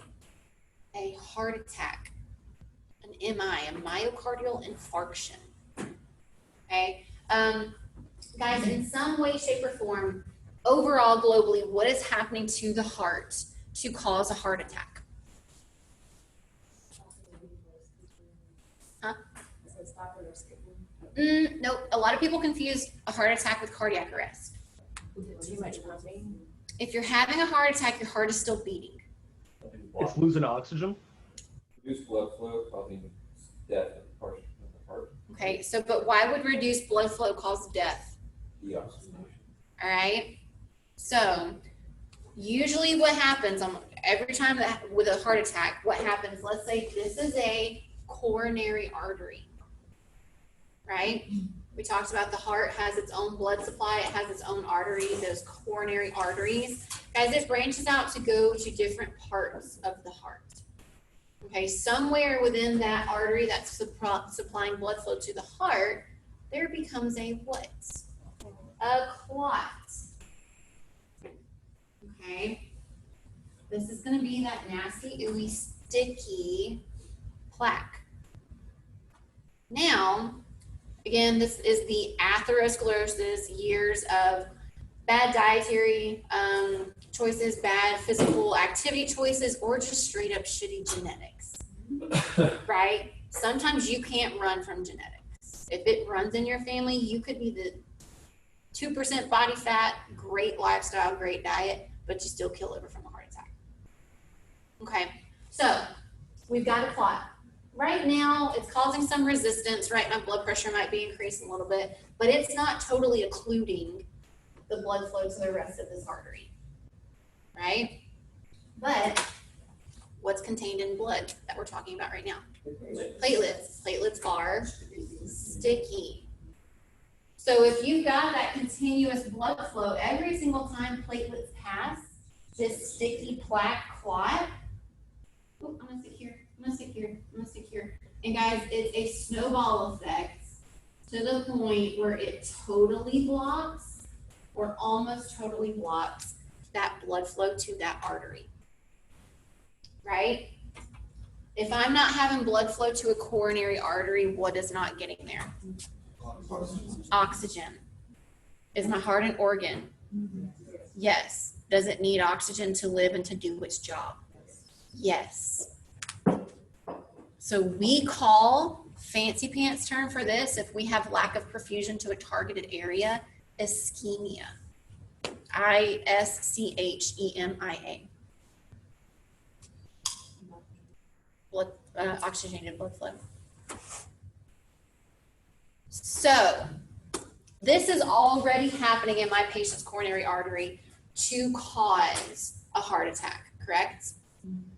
All right, so that property of that aspirin, it does what? Doesn't break it up. But it stops it from getting bigger. How? It makes my platelets slippery. It removes that sticky factor. So if that sticky factor from my platelet's gone, I'm not going to remove the clot that's already there. Right? That's the hospital's job. They do that with very cool equipment. But I am hopefully going to prevent that clot from doing what? Getting bigger. Totally cutting off blood flow in its entirety to that coronary artery. Okay, so that's why your only indication to give aspirin in the pre-hospital setting is chest pain of suspected cardiac etiology to prevent this from getting bigger. assuming that it totally includes either while you're on the way to the hospital or before you get there, is there anything you can do aside from just drive fast or? Nope. Okay, so guys, y'all are coming back to that common theme. Well, there's nothing I can do as an EMT. I mean, this patient's gonna die, right? A major part of your scope is having the ability to recognize, is this a time sensitive patient or is this just heartburn? Is this a heart attack or is it heartburn? Because if you're not recognizing it, you're not getting ALS activated immediately. You're not calling in that STEMI alert or that, saying, hey, get the cath lab ready. We're bringing in a patient who's having a heart attack. If you're just like, oh no, it's fine, it's just heartburn, and you miss it, then yeah, you're gonna kill a patient. But there are some patients, there's no drugs you can give them because of your scope. But you've gotta know, even if ALS isn't en route, oh crap, this is a STEMI, we're 2 blocks away from Grady, let's haul butt and get there and make sure they get the appropriate time-sensitive treatment.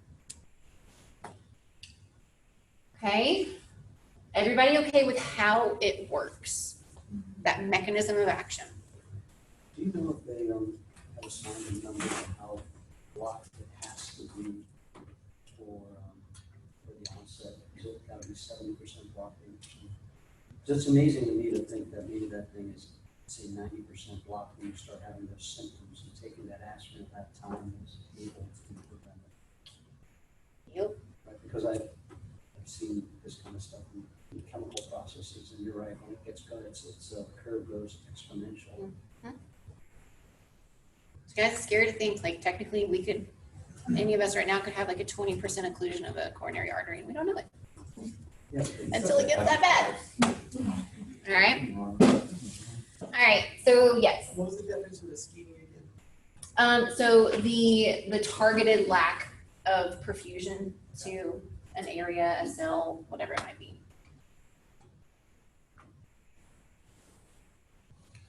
All right. We did that. We did that.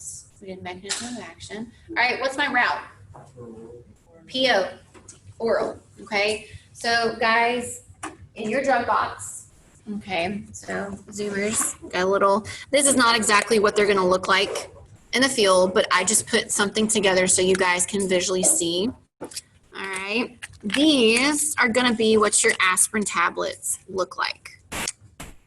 Okay, they come in like, you can perforate, it's perforated, you can remove them from each other. But if you look on the back of this tablet, what does it say your dose is for one tablet? 81 milligrams. Okay, guys, technically your dose, you got a range. It's 81 milligrams up to 325 milligrams. Most commonly, you are going to see these individual pills. And most commonly, we are going to give 4 of these tablets. Do the math. How many milligrams is that? 4 times 80, or 4 times 81. 324. That is going to be the dose that I'm going to expect you to tell me. You can tell me the range. That's totally acceptable. But if you're treating a chest pain patient with aspirin, I want to hear that you're given 4 baby aspirins for a total of 324 milligrams. You see that 325 because sometimes it comes in like one just whole pill. But if you're doing them individually with the baby aspirin, it'll total up to 324 milligrams. Typically if you take them on a daily basis, it's just 1 a day. So 81 milligrams a day. What was the range? 81 milligrams to 325 milligrams. So, quick question. Yes. So say they are taking one a day, then would you back off maybe out of your 325? I will come back around to that after we finish aspirin. Okay, so this is PO. How are we going to tell my patient to take this? Because also, what does it say on the back? Chewable. Chewable. I'm going to make sure, guys, always, if you're handling drugs, you have what on? Gloves. All right, so I'm going to pop 4 of these pills out in my hand, and I'm going to instruct my patient, hey, take all 4 of these, chew them up, and swallow as normal. Okay? So that's how we would advise them or instruct them to take this 324 milligrams of aspirin. All right, side effects, anticipated side effects. It's a PO drug, so nausea as well. So again, if it sets in their stomach, it doesn't set well, it can induce some nausea, vomiting. Typically, we may see some nausea, but nothing really outside of that. Okay. What are some contraindications? What's a really big contraindication? Hemorrhagic trauma. Hemophilia. Any type of active bleeding. Okay. Most of the time, we're going to be able to see external bleeding, right? But what about internal bleeding? Yep. This specifically goes for a lot of patients. They can have stomach ulcers, like bleeding stomach ulcers. Okay, if somebody's already bleeding internally, it might not be like crazy copious amounts to cause them to die. It just might be just kind of a slow, subtle, manageable bleed. What does aspirin do? It makes those platelets less sticky. And if they have, something that their body normally needs to heal, if we introduce that aspirin into their system, we might exacerbate that bleeding by not allowing the body to heal. Like say that stomach ulcer, that bleeding stomach ulcer. Sometimes you can have some bleeding in your intestinal tract as well, but that's a big contraindication. If they have any active bleeding, I'm not going to give them aspirin, even though they might need it. If you don't know, shoot up. All right, again, guys, it's a PO drug, so a global contraindication is contraindication, altered level of consciousness, inability to protect airway. Okay, covered everything with aspirin, right? I have a quick question. Mm-hmm. I know you already said it, but it kind of confused me. Can you explain again the difference in the dosage? And like the book kind of says something slightly different. So what exactly, does your book give you the range or just 325? 160. It gave us a range. Okay, so technically each one of these baby aspirin is 81 milligrams. Okay, we're gonna come back around to a question that was asked earlier that can do the range. It can change your range, but typically if you're gonna give one, you're gonna give all 4, unless there's something in play that we're not gonna give all 4. So the book says 160, that would just be like 2 of these instead of 1. But just make sure you're aware it's gonna be a 324 milligram dose. But technically, because they're individual, you can break it up, and it doesn't always have to be a full 324 milligram dose. Okay, that makes sense. Thank you. Okay. So, question. Yes. On the slide over there, the last bullet point, should not be given to children. Yeah, so guys, every single drug almost that is in our protocol to give to pediatrics, we have to call and get permission from medical control.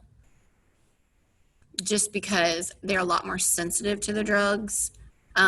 So that's a very high precautionary not to give these over-the-counter stuff to kids because the dose is not the same. So it's not absolutely not, it's a, you really, really sure you're not. Correct. Correct. I have another question. Okay. So what is it like a requirement that they chew it, or can they just swallow it if they'd like? They can swallow it, but it's not going to act as fast if they don't chew it up. It's going to be faster acting if they chew it up. Okay. Okay. Okay, so basically those baby aspirin are automatically chewables then? Yes. Got it. Okay.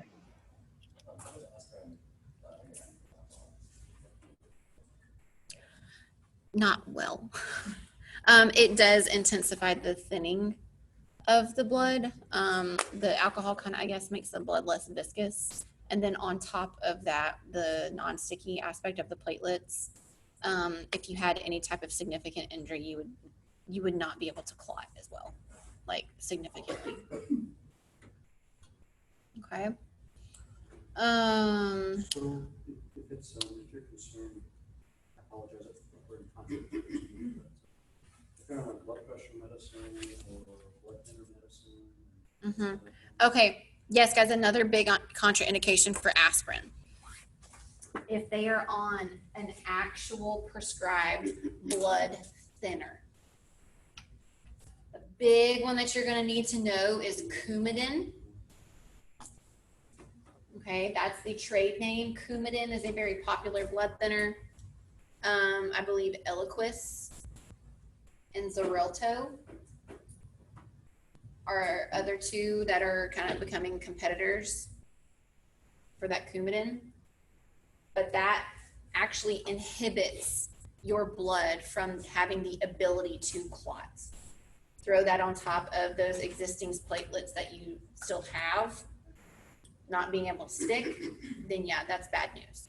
So if they are on any type of prescribed blood thinner, not 81 milligrams of baby aspirin a day, okay, but an actual prescription for a blood thinner, do not give aspirin. I don't know if you already said this, but why is asthma a contraindication?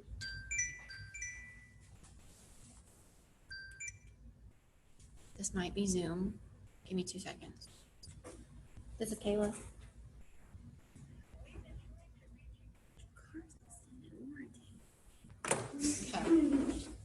My work phone. I don't know. All right. We covered everything with aspirin, right? Okay. So now let's come back around to this dose, right? What happens if I come on scene, because that's part of our EMD's job. If somebody calls and says they're having chest pain, that EMD, our dispatcher, will ask a couple different questions, and then they will say if there's any trigger words that make them think it could be cardiac related, they're going to instruct the patient what? Do you have any aspirin at your house, on your person? Literally. They will instruct, they will go ahead and tell the patient, take 4 baby aspirin. All right, that's part of the beautiful thing of EMD is they get the ball rolling before we get there. So what happens if we come on scene, all right, and we're like, hey, are you allergic to anything? No. Hey, are you on a blood thinner? No. Okay, I'm going to give you some aspirin. Oh, the dispatcher already told me to do that. I already did that. What do we do? Call and confirm. Okay, so maybe we can call and confirm that they actually did take it. But guys, if they've already received it prior to our arrival, I don't give any more. Once we reach that max dose, I can't exceed it. It doesn't matter if I administered that drug or if they took it before I got there. They've already had the max amount that they can get.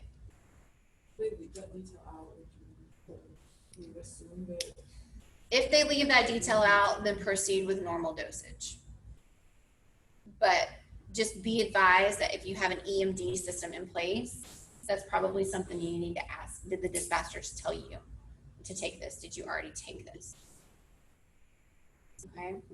Does that not, we're not excused from our responsibility to ask that question, right? I mean, that's part of your due diligence, right? But let's say, they say, yeah, I only had 2 left in the bottle. Then how many can I give? 2. I only took 1.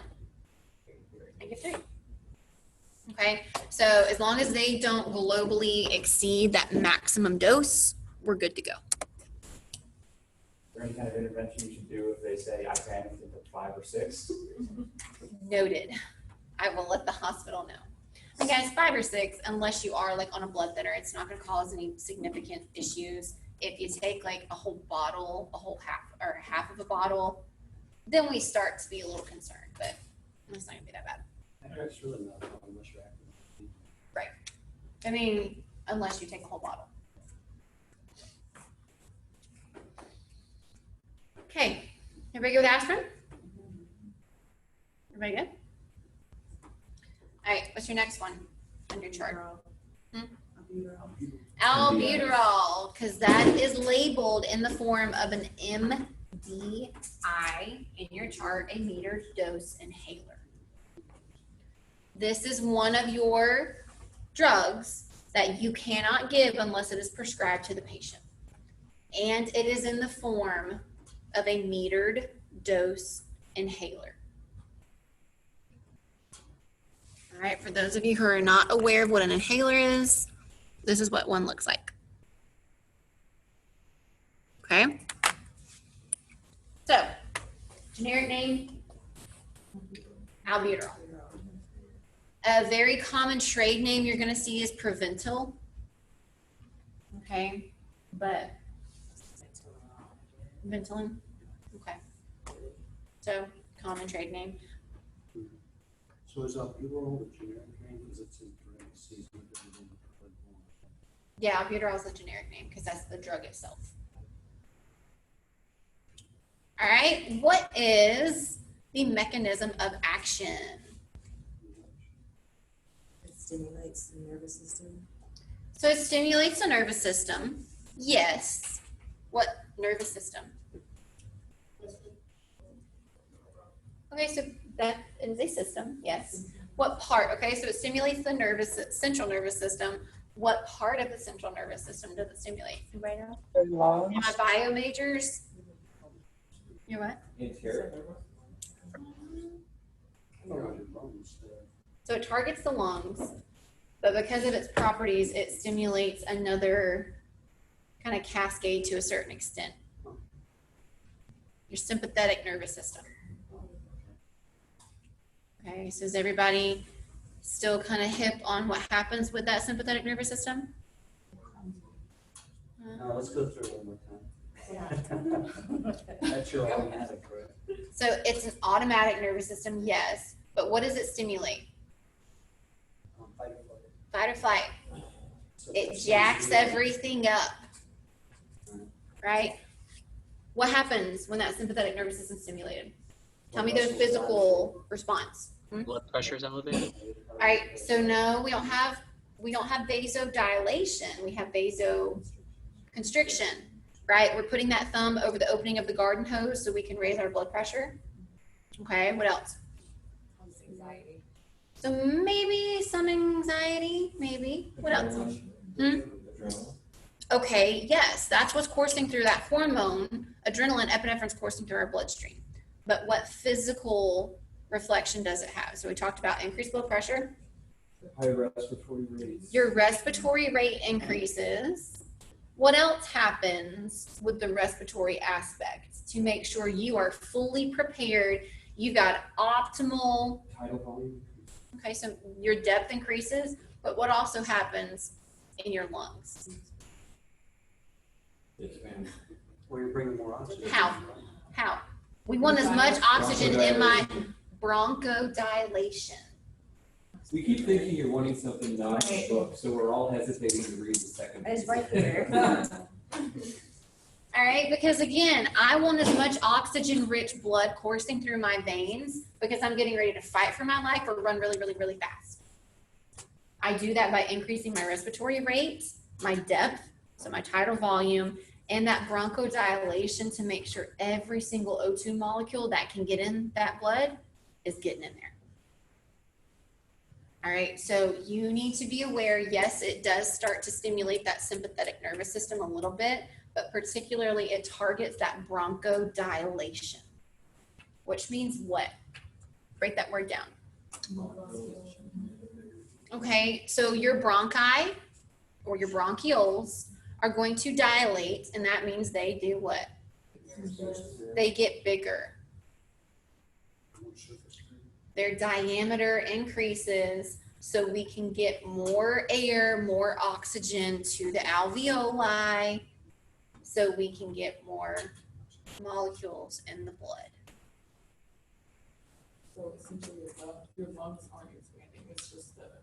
Your lungs are expanding, right? The sacs of cells that like make up the lining of your lungs, they're moving.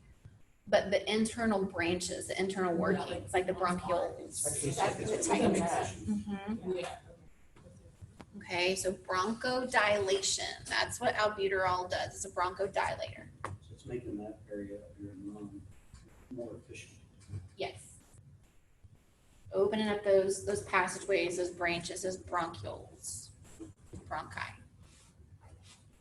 Okay, so knowing what it does, what do you think an indication is?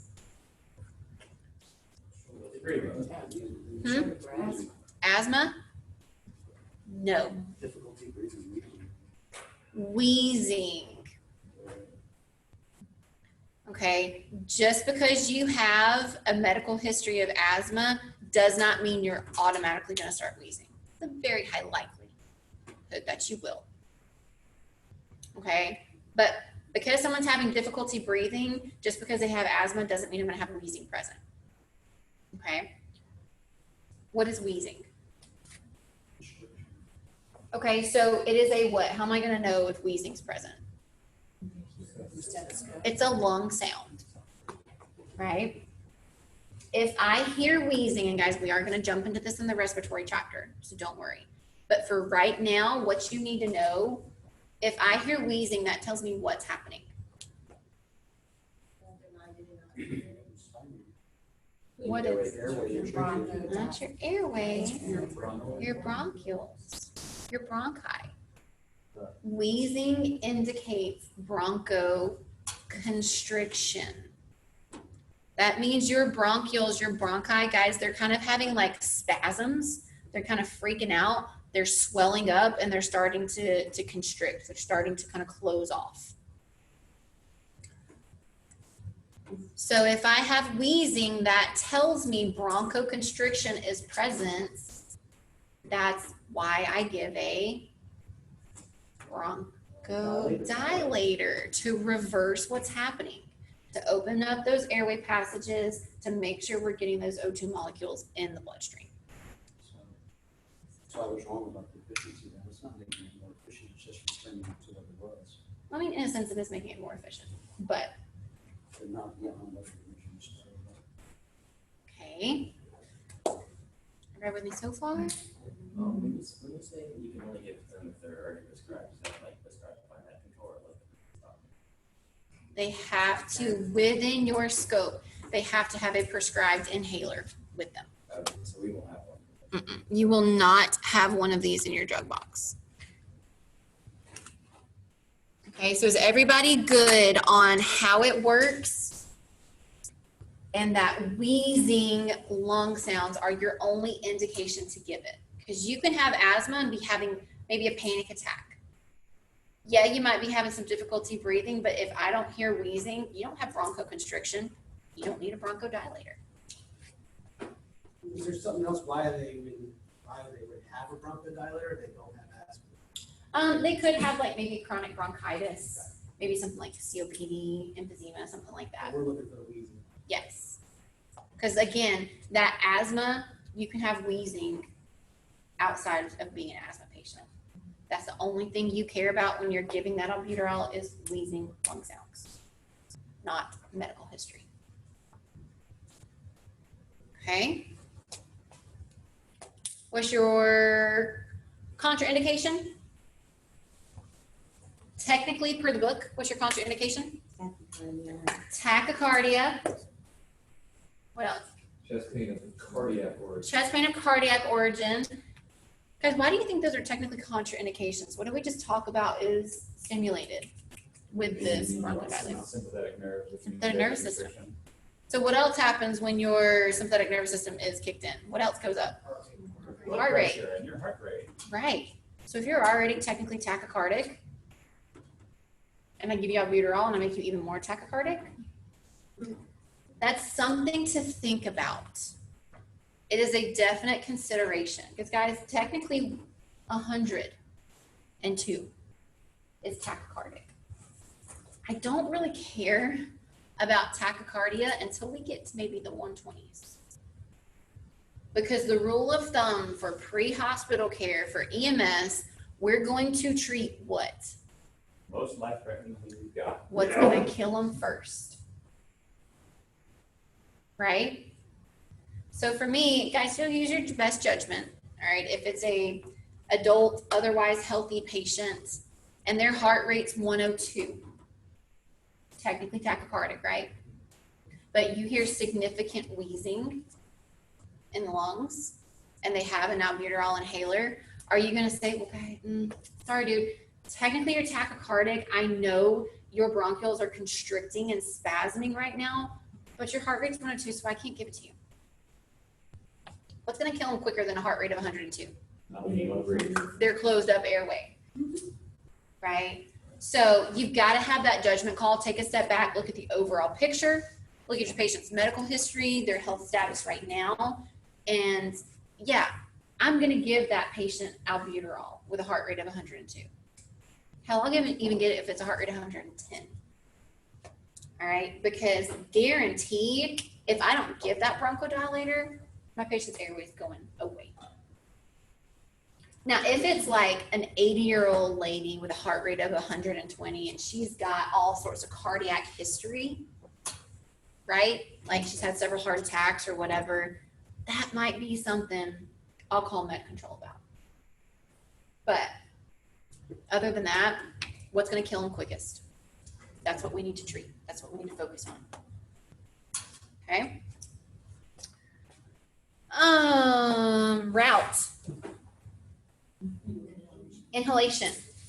Okay. Dose. 1 to 2 puffs per dose. Okay.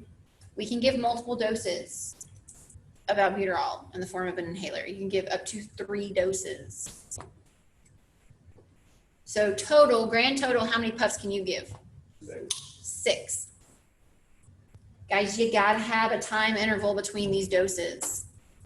All right.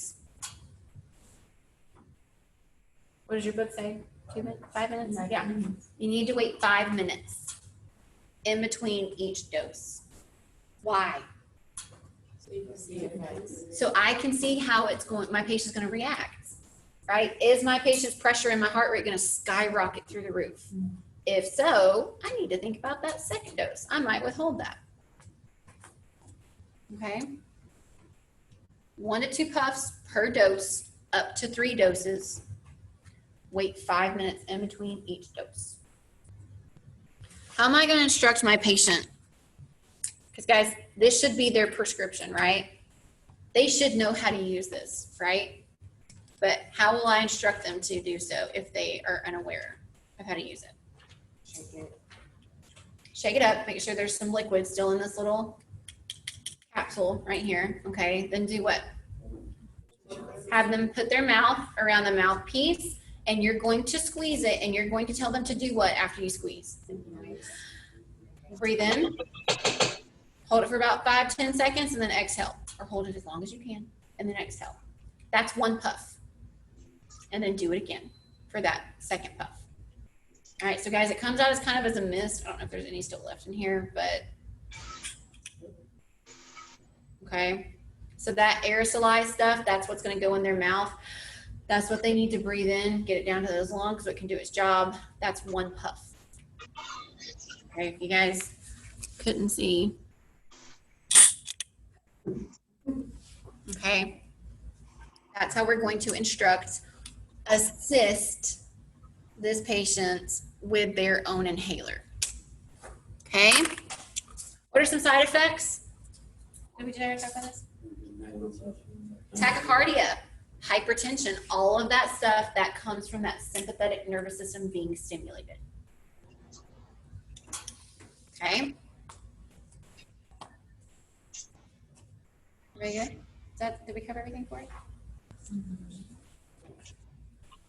Are there any other like special considerations? Okay, so globally, we'll talk about them, but specifically for albuterol. Guys, if I am able to give multiple doses, all right, what do you think I need to look for or to check in between those doses? The condition, right? Why am I giving albuterol? Because I heard wheezing. Let me give those 1 to 2 puffs wait that 5 minutes, and then I need to reevaluate what? Lung sounds.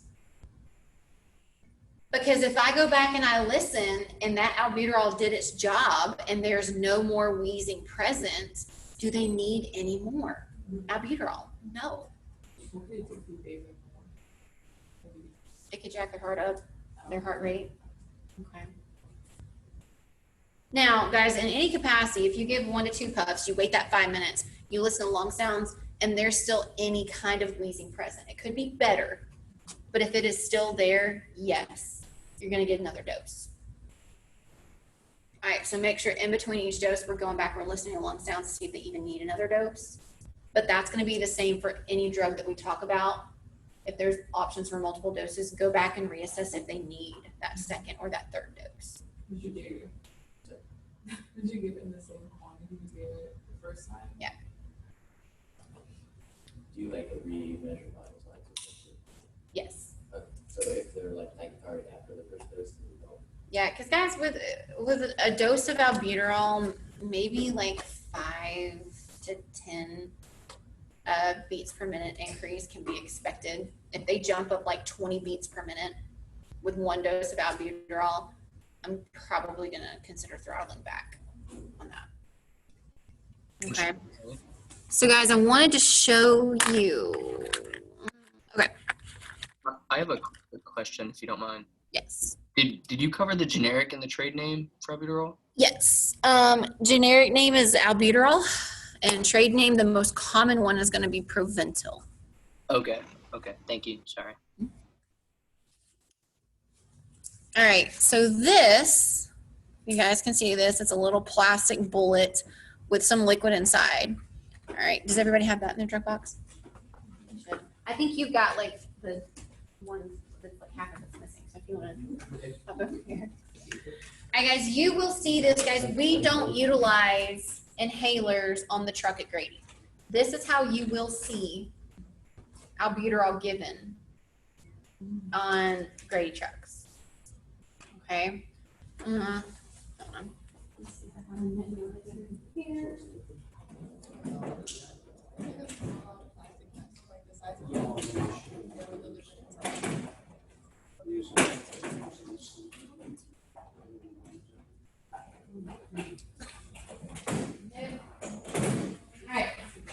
So how this works, I don't have the device with me right now, it is an oxygen delivery device called a nebulizer. Okay, there's a face mask that goes around the patient's face, the nose, and the mouth, and there's a little reservoir container. You unscrew that container, you pour this liquid into that container, and you hook that tube up to the oxygen. When it turns on, that liquid and the oxygen causes a mist, and then the patient breathes in, they inhale the albuterol, that method, that way. It's still inhalation, it still works the same, but it's not an inhaler, it's used via nebulizer. Okay, each one of these bullets is going to be the equivalent of 2.5 milligrams of albuterol. So at most services, including here at Grady, 1 dose of albuterol is either 2.5 to 5 milligrams per dose, nebulized. But at this scope of practice, we don't give those. No, you cannot give albuterol in nebulized form. But I want you to be aware that this is the only way that we give albuterol in a pre-hospital setting.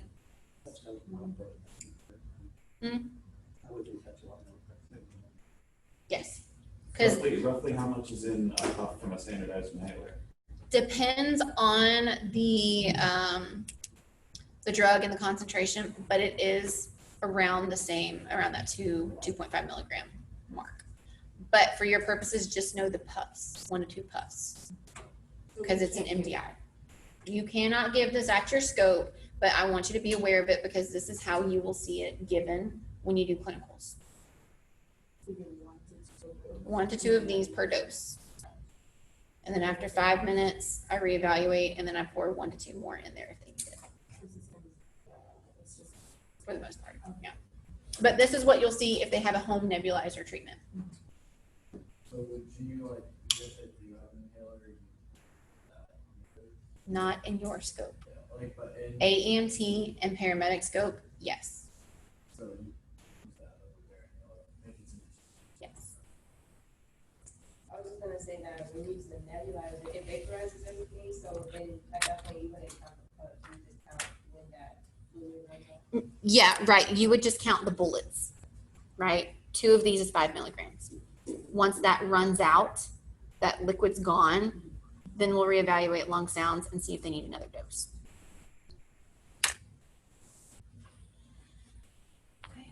Okay. Everybody good? Cover everything with albuterol? You would still check to see if they have an inhaler first.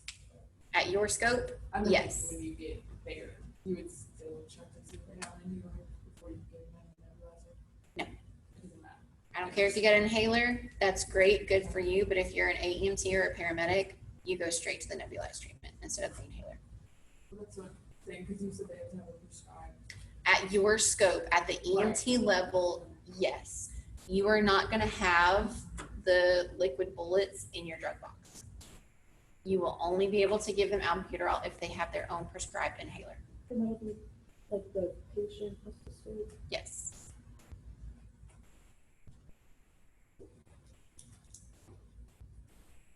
Epi? Is Epi next? Oh boy, Epi. All right. Everybody good? Moving forward? I've got a quick question. Yes. So with albuterol, since we can only administer it through an inhaler that the patient would have, if they desperately needed it, would that be like a call to an ALS truck? Yes. Because you will not have it in your drug bag. Okay. Like the nebulized form. Yeah. Yeah. Okay. So guys, you're starting to realize part of the duty of you being an EMT, you got to recognize these critical situations. But when we go through these scenarios in class, one of the first things that you're going to say, I'm going to go ahead and get ALS en route to my call. Right? Because we can always do what to ALS? Cancel them. If we show up, we do our assessment, we realize that this patient is fine, we can handle them at your scope. Hey, radio, go ahead and cancel that unit, that ALS unit, we got it under control. But if you wait until you get on scene to recognize you're in anaphylaxis, you don't have an EpiPen, nobody here has an EpiPen, and then you activate ALS, you've delayed that patient care by several minutes, and that can kill them. So just always go ahead, get ALS en route. We can always cancel them if we don't need them, but we want to have those little minutes can matter.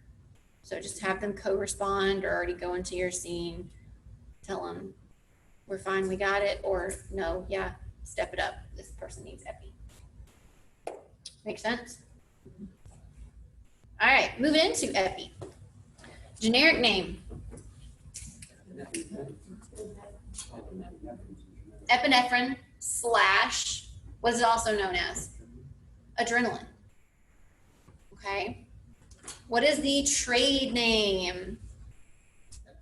EpiPen or EpiPen Junior. EpiPen Junior. There's an adult, there's a pediatric one. Okay.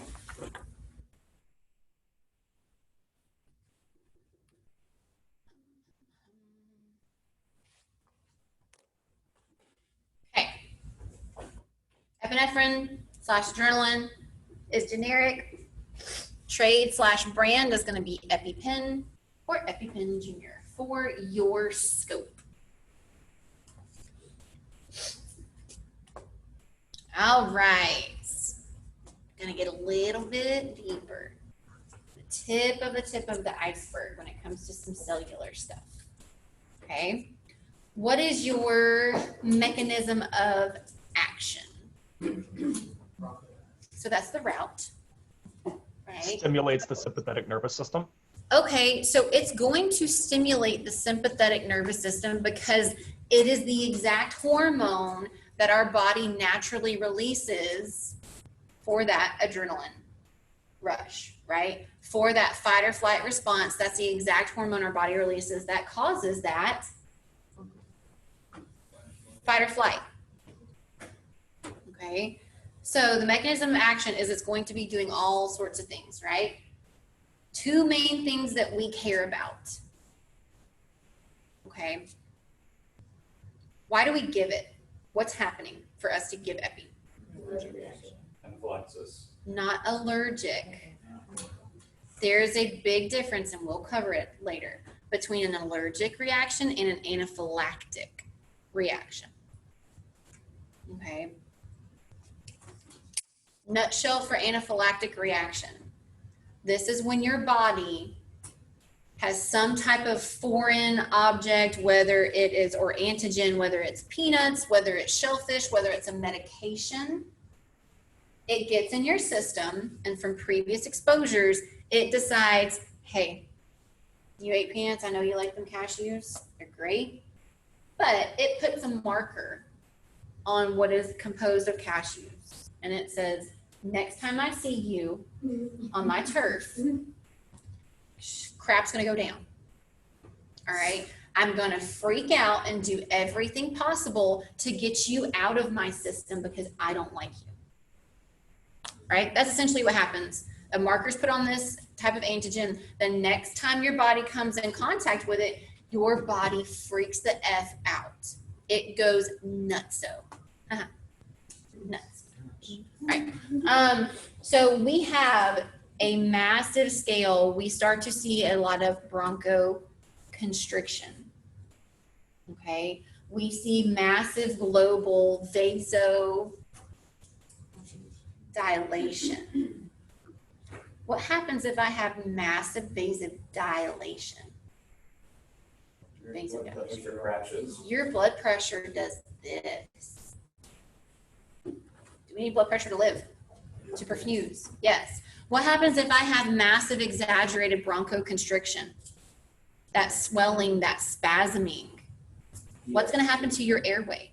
It goes away. Bye. Gone. Okay. So that's what's happening during anaphylaxis. We have got massive, massive bronchoconstriction and vasodilation. That combo is not good. That combo is what kills people very quickly. So now we know why we give it, what's happening during anaphylaxis. So that's your indication, an anaphylactic reaction. Now that we know what's happening in the body during anaphylactic reaction, what kind of properties do you think are going to be beneficial that epi has that can reverse what's happening in the system? Huh? How? It constricts what? It's a what constrictor? It's a vasoconstrictor, right? We want to reverse that massive vasodilation that's happening during anaphylaxis. So epi is a powerful vasoconstrictor and a powerful bronchodilator. That vasoconstrictive and bronchodilated properties of epi is what saves people's lives.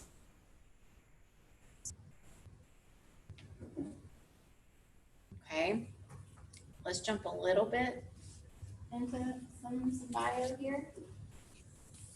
All right, going back to that agonist and antagonist thing, okay?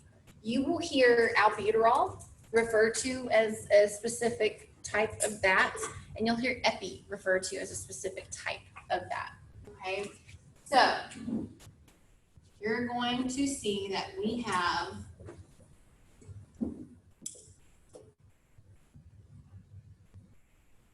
okay, heart, and these are lungs. These are lungs. All right, so we have these receptor sites on our heart and on our lungs that are very, very sensitive to different properties. Okay, so how many hearts do we have?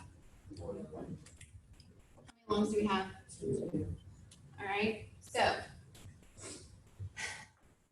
now singing.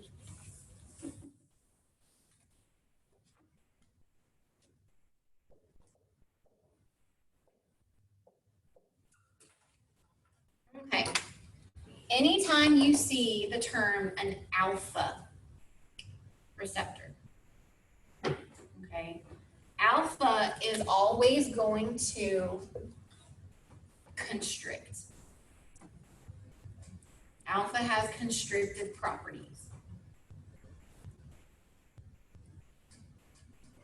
Anytime you see beta, beta is always going to dilate. Okay, so let's go back to albuterol because it's a little bit more simplistic. Okay, we have, what does albuterol do? It is a bronchodilator. So we know that it has beta properties, or it acts on those beta receptor sites at the lungs, right? Because beta always dilates. Okay. When we're referring to albuterol, does it have a targeted effect on the heart or the lungs? The lungs. All right. We have two lungs. So albuterol is also referred to as a beta 2 what? Go back to the language arts terms we talked about. Agonist.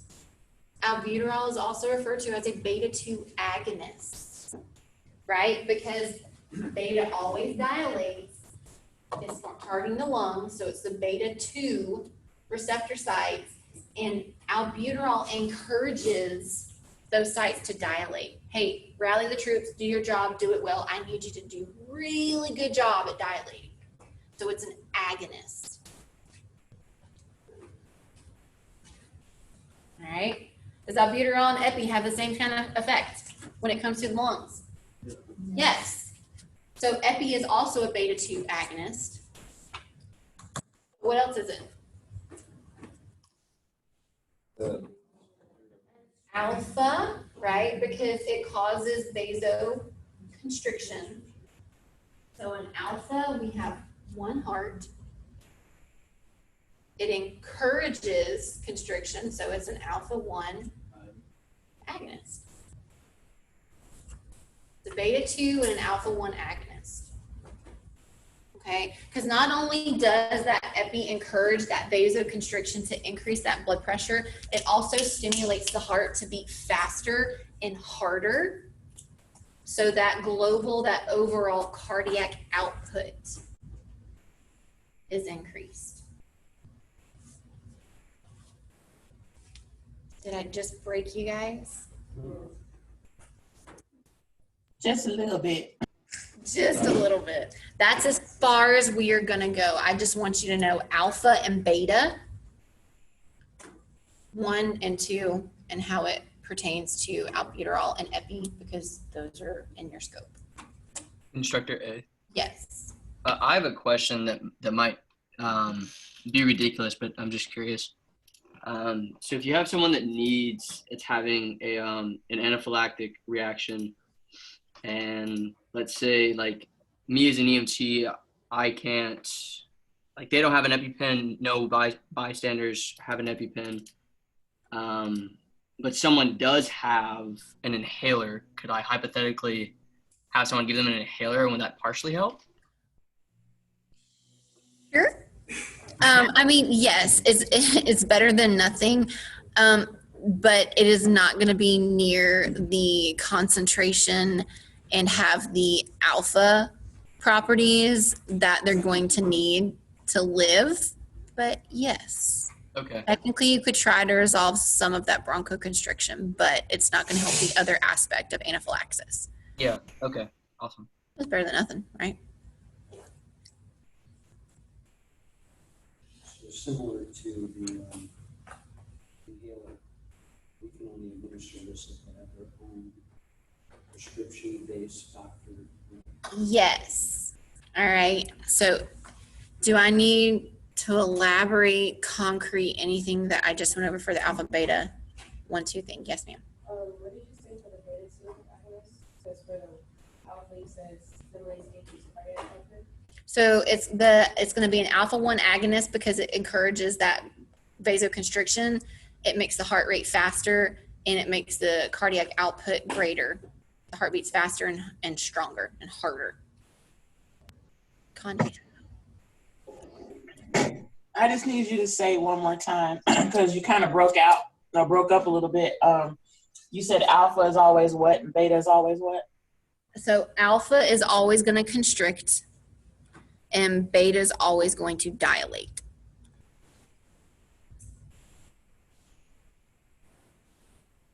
And beta is always going to dilate. Okay. Okay. Thank you. Welcome. All right, so now we know when to give it. We know the mechanism of action, so we know why we're giving it. What is a technical, based on your book, contraindication? What does your book say? Chest pain of cardiac origin. Sometimes you might see tachycardia or hypertension. Why do you think that's a technical side effect? Because what's going to happen when I give epi? Those things are going to go up, right? Right. I don't care. Know what your book says for a contraindication. But in real life, there are no contraindications for epi, ever.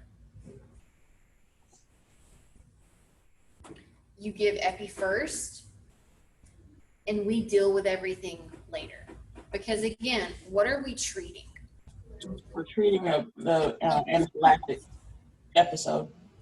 Guarantee you, if you know, confirm somebody's in anaphylaxis, and you say, well, your heart rate's 110, contraindication, sorry, I can't give you epi. You will literally sit there and watch your patient die in front of you.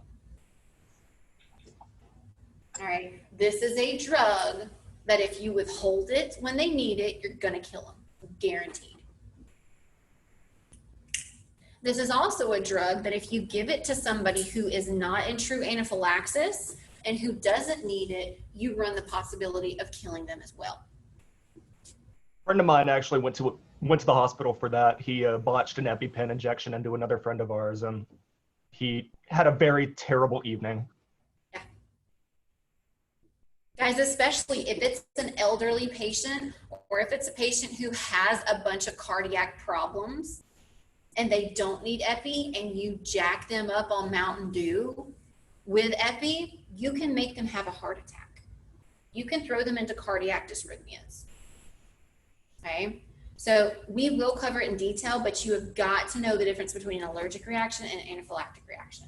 Because if you give somebody epi who's just having an allergic reaction, not good. Okay, what's your route? Intramuscular. Okay, so whoever has an EpiPen on them, okay, they can have up to 2 on their person, right? But it typically is going to come in a nice little plastic container like this, okay? You will need to open the container and get the EpiPen out. All right, this is what an EpiPen looks like. Similar to the stretcher, the orange end is the action end. It does things. Okay, there's going to be a little blue cap. This is your safety. Okay, so you need to take the safety off and keep your hand at this end. I cannot stress that enough.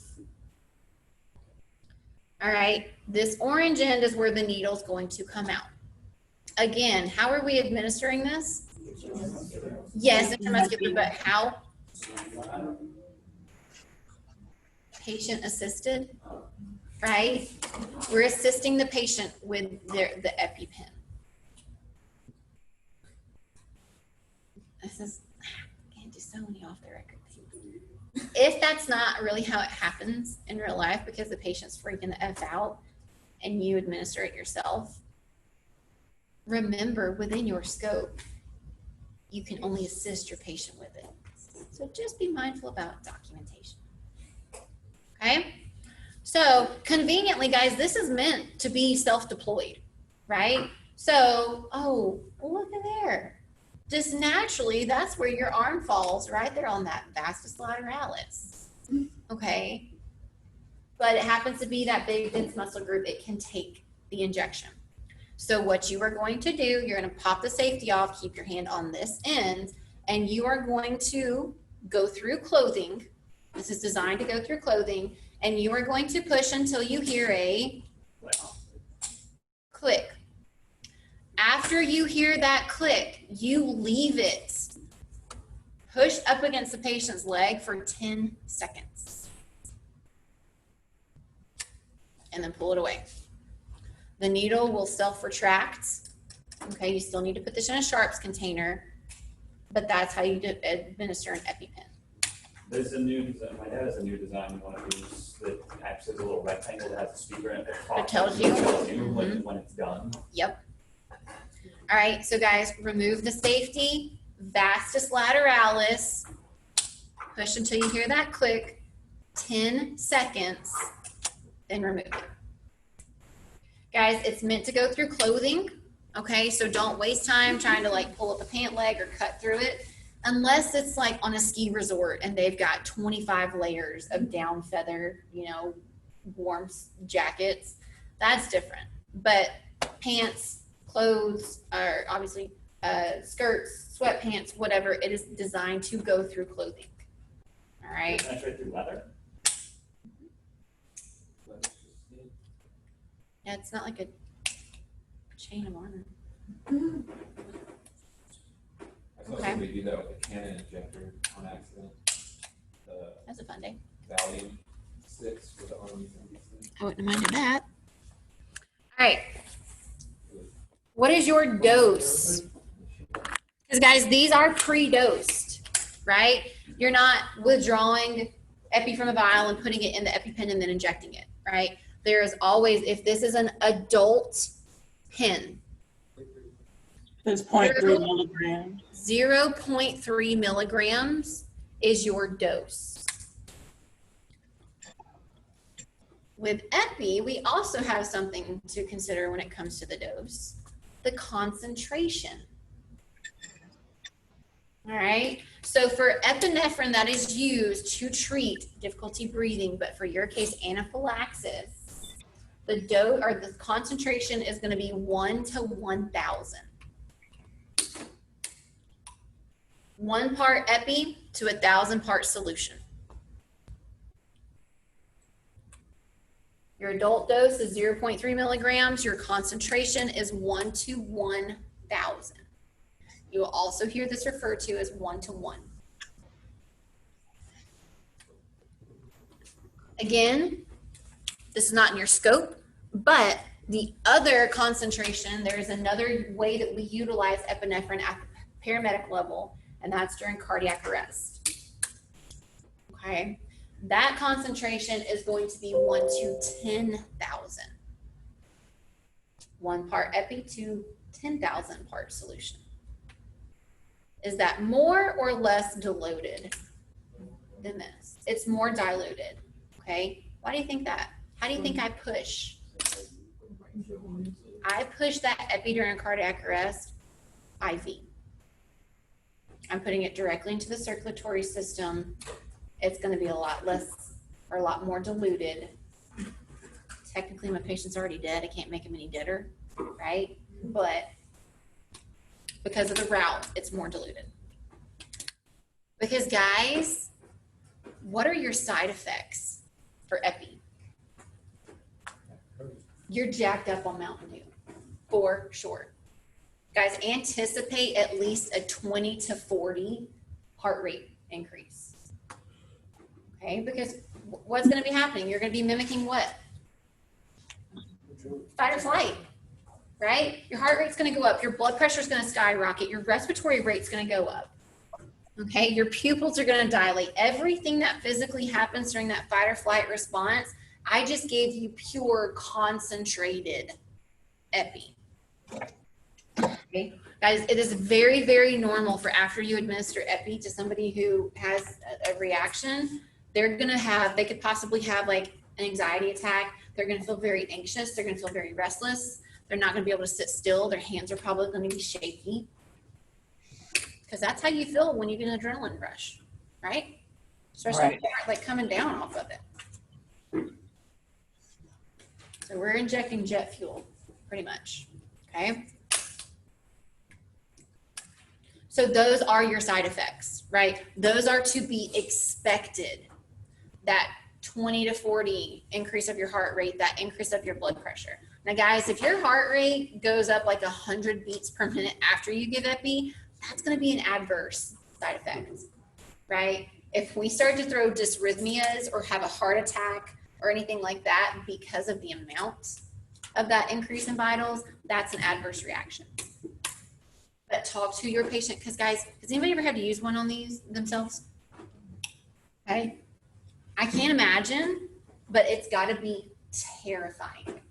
Guys, that sensation that you can't breathe, it's petrifying, right? So your patient's going to be scared and freaked out because that was their initial feeling and sensation. And then they're going to be jacked up on Mountain Dew with those emotions. So you got to say it is normal to feel like your heart's beating out of your chest. It's okay, because they're going to think that, you know, they're dying, right? So just talk them through it. It's okay to feel like this. It's normal. It'll go away in about 10 to 30 minutes. Hey, I think we got a couple people who want to get into Zoom. Okay.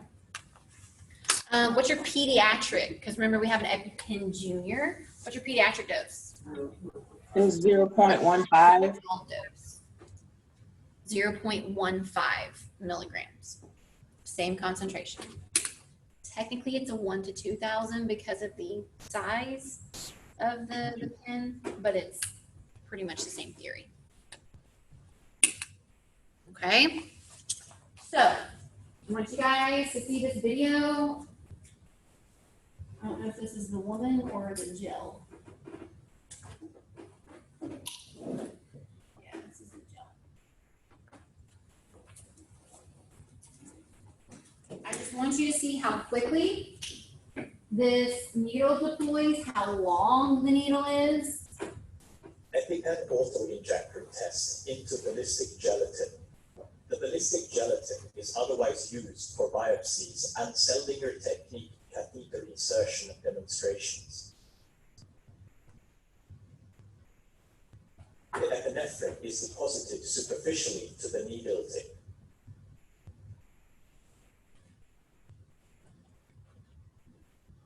The force of the auto-injector is not strong enough to push fluid deeper into the gelatin block, indicating that correct needle placement is king. See, that needle's like that long.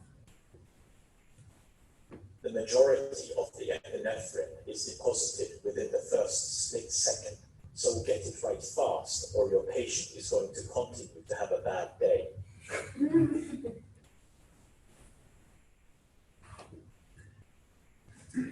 Okay, so that's just representing that the needle is long enough. It's designed to go through clothing. Like he said, the majority of the dose does come out in those first couple seconds, but we don't want to just kind of stab and take away. All right, has anybody seen that movie Horrible Bosses? Where the guy That crap was hilarious.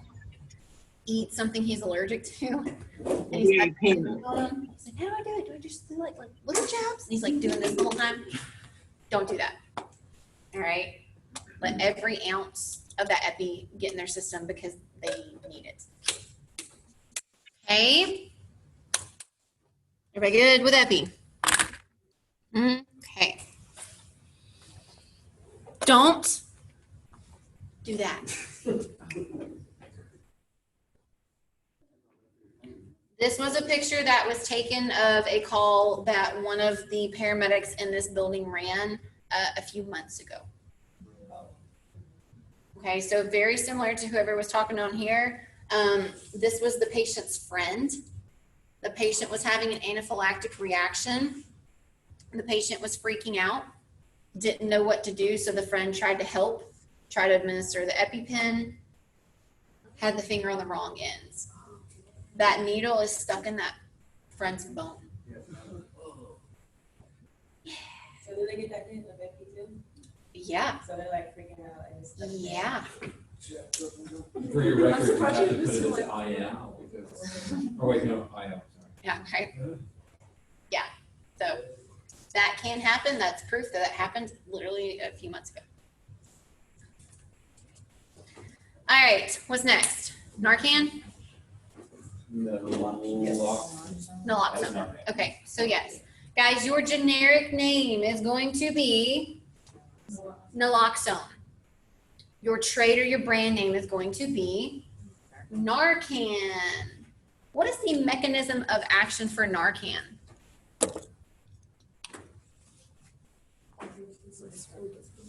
Huh? Reverses respiratory depression. Okay, but how does it do that? Guys, it is an antagonist. Yes. Guys, this is what providers and patients refer to as Jesus juice. Jesus juice. Yes. All right. So has anybody heard of Narcan? Yeah. On the cop show. No. Show. Yes. Yep. Okay. So guys, we give Narcan to reverse the signs and symptoms of an opioid overdose. This is a very big problem we have in the country, in the Southeast, and in Atlanta. If you do not run an opioid overdose on your clinicals, I will be shocked. All right. So Narcan, you need to put big bold letters. Temporarily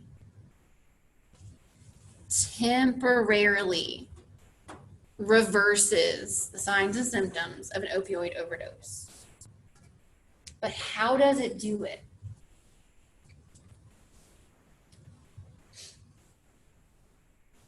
Is it an opioid antagonist?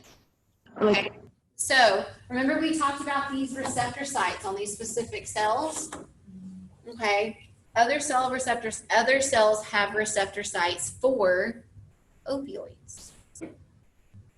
Okay. So once a person ingests, injects, inhales, whatever they do, this opioid and it's in their bloodstream, all right, that opioid goes to that cell receptor site and says, hey, I'm here, knocks on the door, and that cell receptor site says, oh my gosh, I'm so happy to see you, opens the door, come on in. Okay. Opioid gets into those cells, and that's where we start to see bad things happen.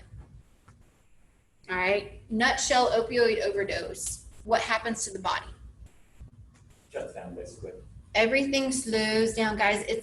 An opioid is a central nervous system depressant. It brings everything down. It brings your heart rate down. It brings your blood pressure down. But most importantly, this is what kills people the fastest. What else does it bring down? Your respiratory rates. All right. That's how people die. They stop breathing. If you're not breathing, what's not happening? Blood is not oxygenated. Gas exchange isn't happening. Perfusion's not happening. You die. Okay. So what Narcan does is, let's say instead of the opioid going to that cell receptor site and say it's a house, let's say it's a nightclub, right? All of these opioids are going to the door of this nightclub, and the receptor sites are like, hey, yeah, come on in. We got a real banger going on in here. Opens up the door. All of these opioids molecules go into the cell, start to wreak havoc. CNS depressant kicks in, blood pressure, heart rate, respiratory rate, all that stuff starts going down. When we give Narcan, all right, imagine Narcan as a bouncer to that nightclub. That Narcan goes and temporarily sits in front of that receptor site for that opioid and blocks the door and says, hey man, nobody else is getting in right here. We're at full capacity. It does not allow any further uptake of that opioid into the cell. like an adrenaline rush to get? Mm-mm. Okay, so if I'm temporarily shutting the door, blocking the door, if you will, to the nightclub, to the opioid cells, that's where we start to see kind of that rebound. Their respiratory rate starts to come up, their blood pressure starts to come up, their heart rate starts to come up. And eventually their level of consciousness will come up, right? Very good antagonist. It's a very good antagonist. See, it's a bad guy, but it does good things, right? You can punish. Pretty much. How quickly did it start? Now, that keyword temporarily, right? Just because we put a bouncer at the door to that nightclub, I'm not letting anybody else in, but I'm not doing what to these opioid molecules who are already inside? I'm not kicking them out, right? When we give Narcan, it will temporarily block the uptake of the opioid into those cells, but it does not remove the opioid from the patient's system. The opioid drug, the opioid substance, those molecules are still in your patient's bloodstream. Everybody clear on that? Okay, Instructor A. we'll get there. Yes. So is it kind of the same deal as like activated charcoal, where there's kind of a time limit on when it's beneficial to use? Not so much, no. Now, depending on how much opioid the patient took, the Narcan might not touch it. But yeah, the time frame's not really applicable when it comes to Narcan like it is activated charcoal. Okay. All right. So is everybody clear what it is, what it's doing, how it's working? What it's for, why we give it. Okay. So what's the route? Intramuscular or intranasal, or moving up to the A and the paramedic level, you can push this IV or IO. But for your scope, IM, intramuscular, or IN, intranasal. All right, guys, because this problem with the opioids is so bad, registry and state have changed your scope of practice within the past year to allow you to give Narcan more freely. Okay, it used to have to be prescribed to somebody for you to give it. Now it just has to be on their person or around their person. So if somebody overdoses and a friend's with them and the friend has Narcan in their purse, because you can go across the street to CVS and buy Narcan without a prescription. It's that bad. So they're like using it, to alleviate the effect. They take X amount of opioid and then They will carry it on their person in case they overdose. Yeah. All right, so if the friend has it in their purse, I don't care if it's the friends, I don't care if it's the patients, it's fair game. All Why right. don't we get it like in our bag? Huh? Why don't we get it? Because the key factor in the Narcan is it has to be pre-dosed. All right, so you will see one of my ex-students, one of my former students actually worked at one of the homeless shelters in Atlanta, and they would walk around and pass out Narcan kits. Okay, so typically they've changed up how they normally distribute this. You notice this Narcan kit got clean syringes in it, and it's got 2 vials of Narcan. Okay, typically now they will come, the Narcan is already in the syringe. It's pre-dosed. You guys technically cannot say, okay, I've got 0.4 milligrams per ml, I'm going to pull out this much and give that dose. That's not in your scope yet. That drug calculation is not there yet. So if it is pre-dosed, you can give it IM, which means shot right here, and we'll go over that during your lab time, how to do that, okay? Or you might see a kit or see it on their person as an IN injection. Okay, how those work is you will see a syringe. Okay, it will be full of the liquid, it will be full of Narcan.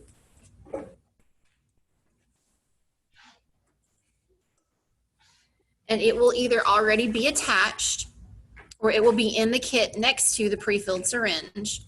One of these looking things. Okay. Right. This is called a mucosal atomizer device, or a MAD device, if you will. What you do, if it's already attached, don't worry about attaching it, but you will twist it on the end of the syringe and you will place it in the patient's nostril. Okay. When you push it, this happens.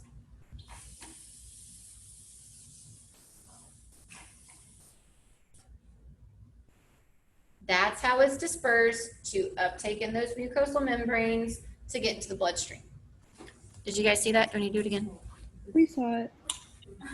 I work at a home health room, Mhm. and this lady had like a overdose or something, and but like we didn't know. She had like 200 oxys or something in her bag. Whatever. She went to the hospital, she came back afterwards, and she's like, I don't know what those are for, I don't know what those are. And nobody knew what they were for. Now you do. But I threw them away. So Oh, yeah. okay. Yeah, anyway, now I know what they're for. Now you do. All right, so that is how an IN of any drug will be administered. That's how it works. Mucosal membranes, bloodstream. Okay. There's just an Narcan on BLS drugs. So if they don't have it. If they don't have it, we're not giving it. We call it ALS, right? We call it ALS, yes. But the beauty of, if you don't have Narcan, they probably still won't die. Because what kills them? Not breathing. Not breathing. Can you manage that as an EMT? Can you breathe for them? No. Yeah. Well, yeah. Oxygen hooked up to the back. Okay. So Isn't there like a program in Georgia now where you can like go to a pharmacy and if you have like a certification as a medical provider, you can just get it, like Narcan? I would imagine yes, because you don't need a prescription for it. Okay. So technically contraindications are what? Well, wait, okay, so now we know what it does. What's an indication? Patient is unconscious. No, because there are 27,000 things that can make you unconscious. What does it do? What does Narcan do? Super low blood pressure. Opioid overdose. A suspected opioid overdose. That's why we will give Narcan. Not just because our patient's unresponsive, let's just see what it does. We'll go over what will be present for a typical opioid overdose, but suspected opioid overdose is your only indication to give Narcan. Guys, this is a little different. This only works if you have opioids in your system, right? If you do not have any opioids in your system and I give Narcan, it's not going to do a dang thing to you. It's not going to touch you. It's not going to harm you. Okay? So this is where we figure out if our patient's lying to us. I can't tell you how many times, and I think it might be in this chapter or the next one, but we wake patients up with Narcan. All right, we see that they are pale, cool, clammy, hypotensive, bradycardic, and the key telling point is pinpoint pupils. Itty bitty pupils that don't react to light. That's when you know that they're on opioids. Boom, opioid overdose. We push Narcan, and what happens to them? Those vital signs increase or they wake up. No, man, I was just tired. I was just taking a nap. Oh, okay. Guys, we're not stupid. We know they've done it, but they will deny. I was watching this show, the lady had an opioid overdose, and she said she drank many monsters. And the paramedic's like, yeah, okay, you sure? Okay, so yeah, if we wake somebody up with Narcan and they were just tired and taking a nap, no, not how that works. We'll go there later, yeah. All right, so we talked about the indication, guys, technically contraindications, hypersensitivity. But again, this won't really harm your patient if you give it. It's not going to do anything to them if they don't have opioids in their system. All right, let's talk about your dose. What's your dose?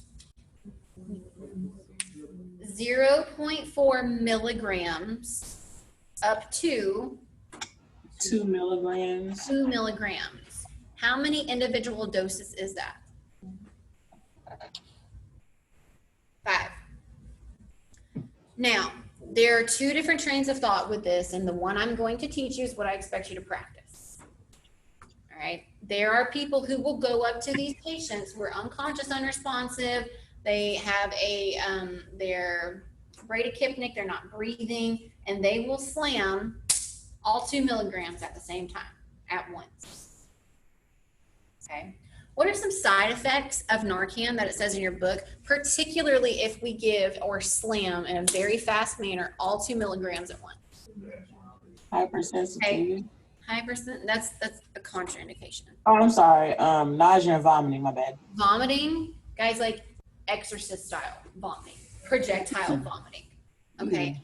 A, I don't want to clean that up in the back of my truck, right? But B, if I bring someone from going to a state of being unconscious to projectile vomiting, what do I have to worry about? My airway. Okay. What's another big one? Combative. A couple of reasons why. Again, if you slam all 2 milligrams at once, they go from being totally oblivious, unconscious, unresponsive to, hey, wake the F up now. They will be totally disoriented. Last thing they knew, wherever they were and they shot up, that's where they should be when they wake up, right? To their minds. No, they're going to be in the back of an ambulance or on the side of the road with people hovering over them. All right. They're going to be confused and they'll probably see you as a threat. So they're going to come up swinging.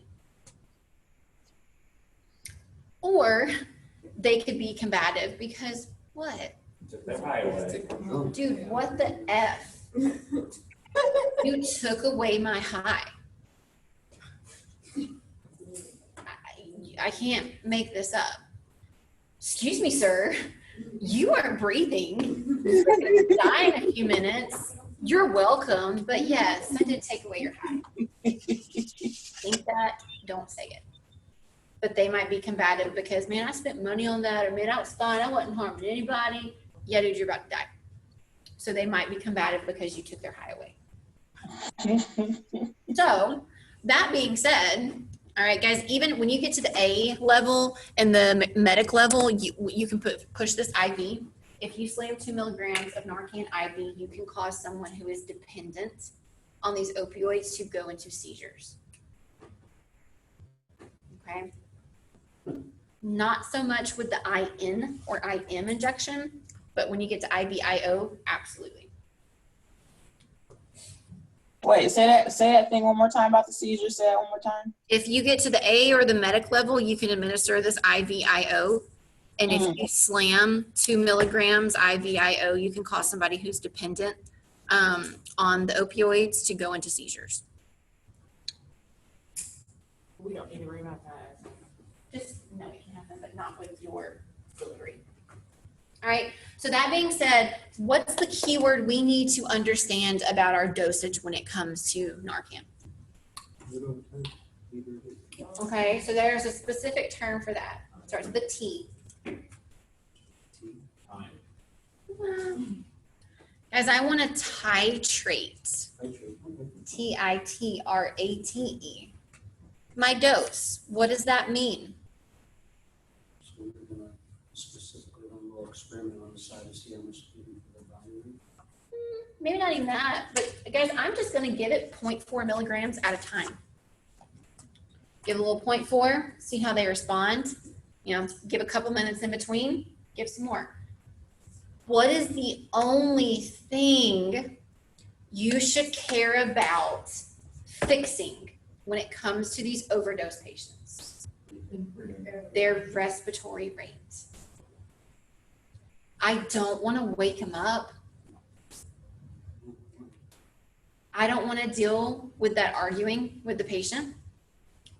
I don't want to deal with the possibly being combative. I just want to make them breathe on their own again. okay? So I don't want to wake him up. if the patient has their own needle, basically, of it, can you re-stick since you have that one stick? You'll have the supplies to re-up, like the needle. But I mean, technically, you just kind of like leave it in their arm and then just come back. Fair enough. How much time do you get between the doses? A minute, 2 minutes. Why don't I want to wake them up? I want to reverse that respiratory depression so I can reverse that hypoxia so they're not going to die. Why don't I want to wake them up?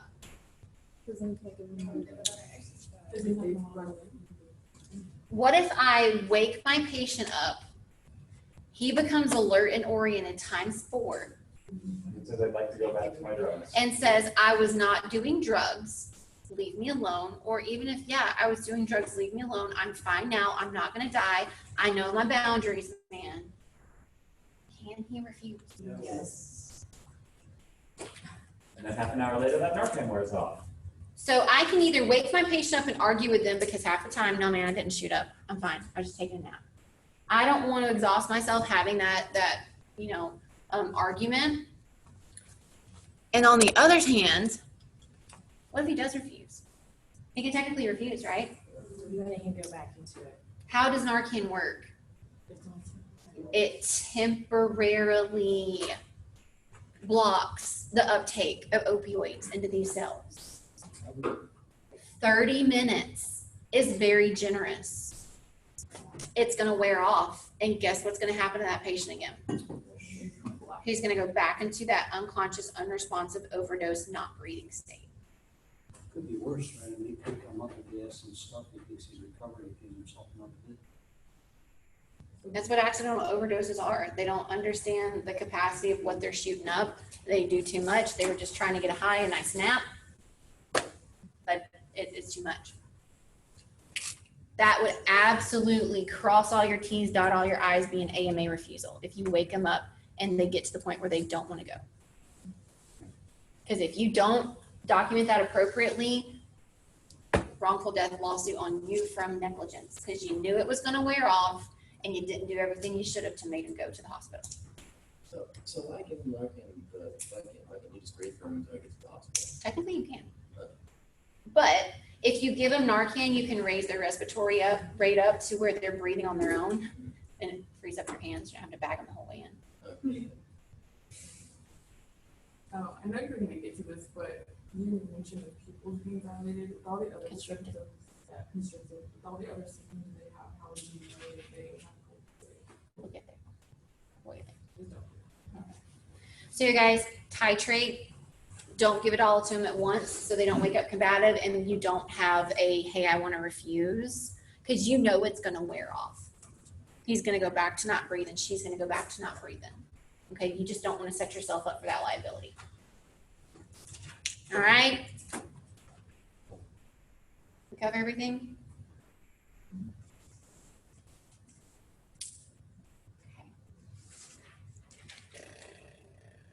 How many do we have left? How many have we done? Okay. Nitro's is another big one, right? What else do we have? All right. And oxygen. All right, so we'll watch these 2 videos on Narcan. We'll finish up the others when we come back, and then we'll jump to patient medicine.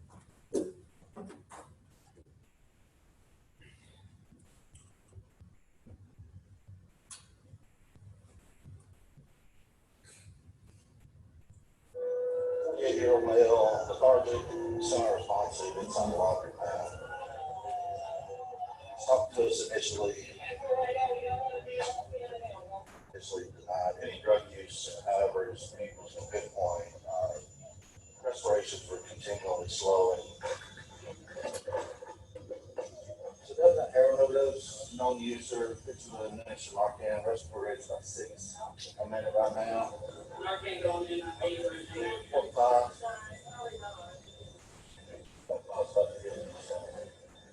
Talk to me. Hey, Bob. Open your eyes. I'm fine. You're talking, you're fine. Yeah. Hey, now you come around to us. Yeah. You went out on me. All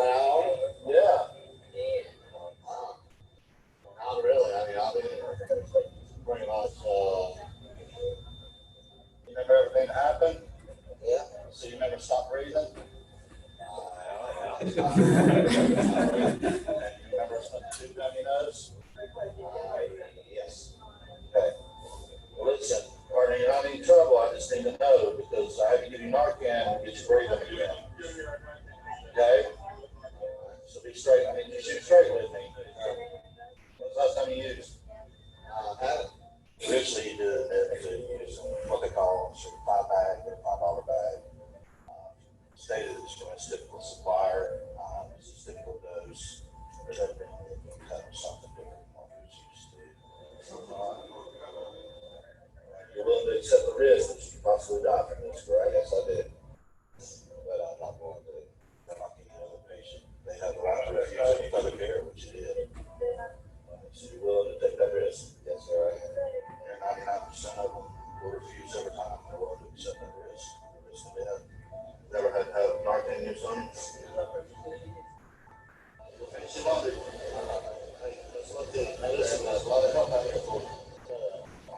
Look for it. I don't want to be too late on it.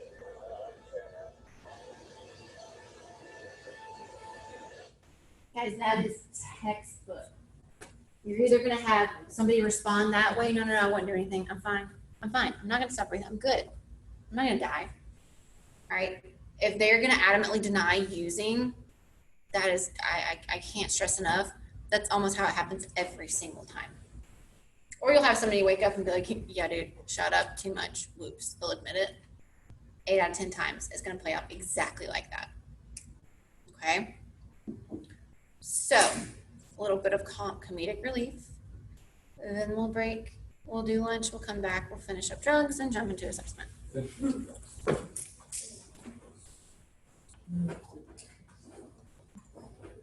So this is a 90s movie, I think, with Nicolas Cage in it, and it is,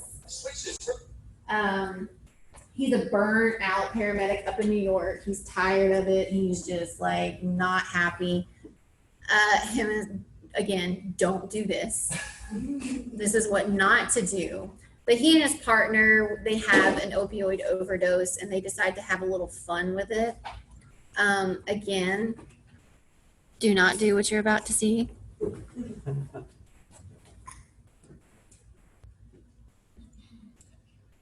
Free ticket, 4 rides for limited for just $100. Plus get 4 amazing iPhone 11s on us.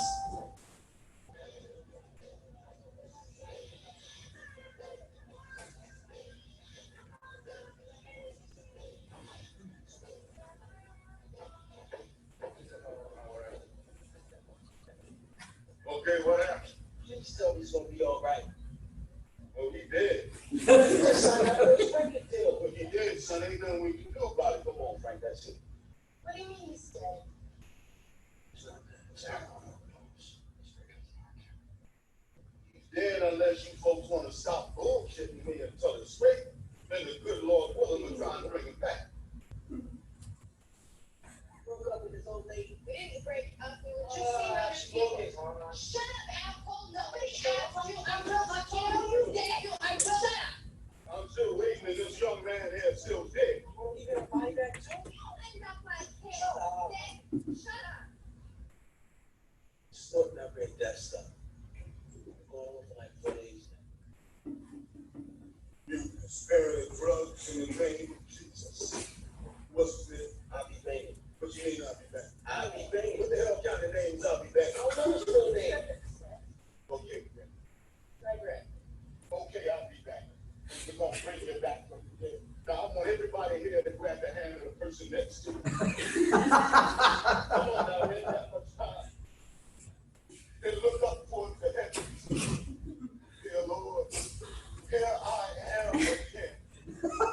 Asking one more chance for a sinner. Please, Lord, bring back, I'll be back in Lord. Have the power, Jesus. Have the might. You have the super light.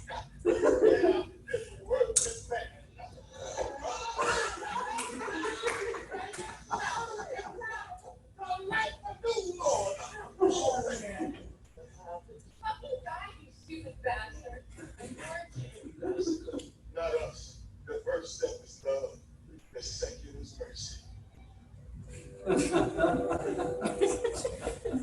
Okay, so again, don't do that on scene.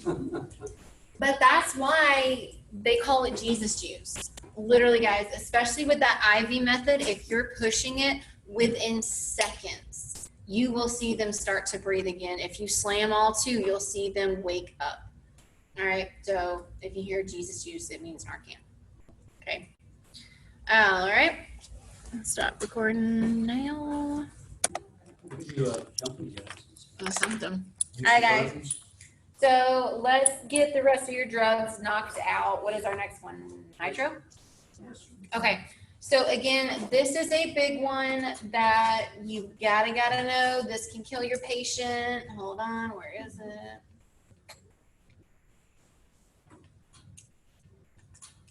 Okay.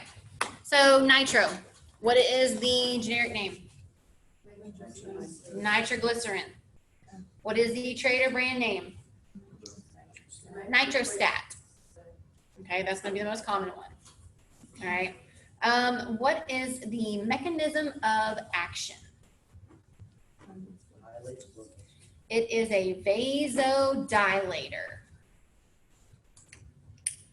Vasodilator. Okay. Everybody clear on that? All right.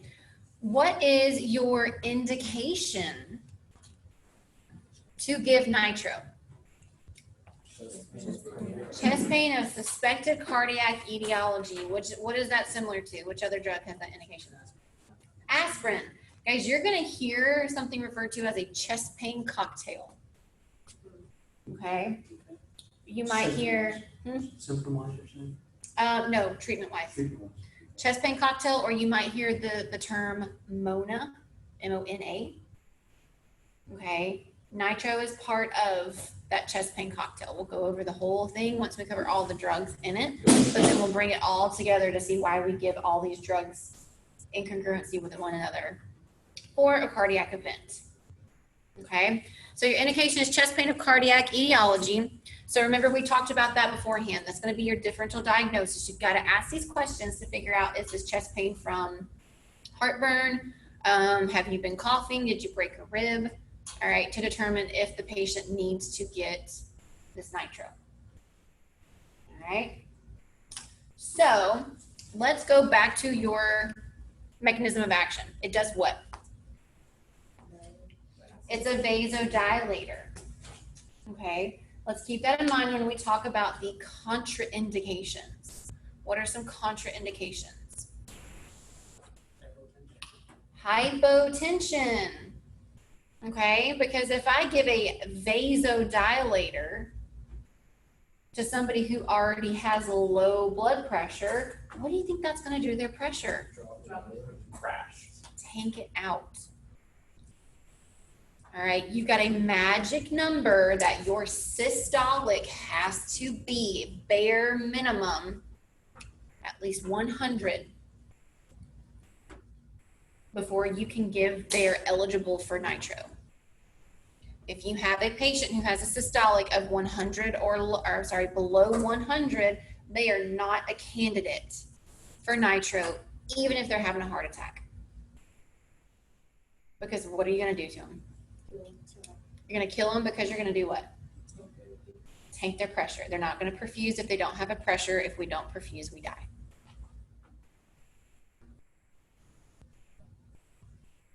Guys, that is so, so important. This is your second drug you can kill a patient with. You got epi and you got nitro. Okay. What's another major contraindication?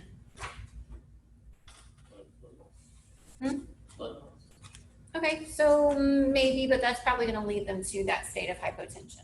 Head injury? Possibly head injury, yes. All right, so if I suspect that my patient's Bradycardia? got a TBI and for whatever reason I think they're having a heart attack on top of it, and I give them nitro, what's that going to do to that head bleed?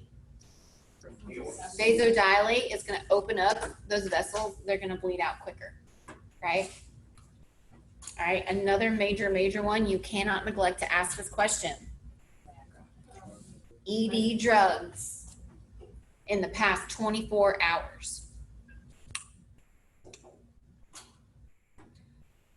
Guys, ED drugs, yes, but make sure you include any nitrate-based drugs in the past 24 hours. Okay. Why ED drugs? Why does that matter? Nitrate-based drugs? Sorry? Is it nitrate-based drugs or nitrite? I didn't hear you, I'm sorry. Nitrate. It's the same thing. Okay. Guys, all of the sexual enhancement drugs are nitrate-based. All right, they have. Nitric oxide? I'm sorry? It increases nitric oxide in the body, is that how it works? So no, I found out. All right, so all of the ED drugs are nitrate based. So that means they have a vasodilative property or dilating property. Okay, because how things normally work with the male and female anatomy to some extent, okay, once we get that happy-go-lucky feeling with the males, guys, there is spongy tissue that surrounds the penis.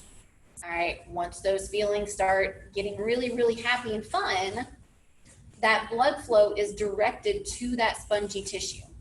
That spongy tissue is no longer spongy. That's what makes it become erect.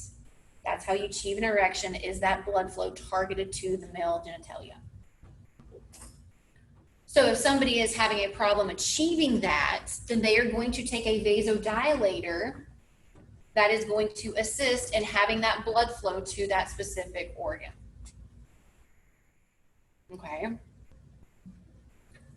So the problem with if we have had an ED drug, a nitrate-based drug in the past 24 hours, that patient already has vasodilative or dilating medication in their system, right?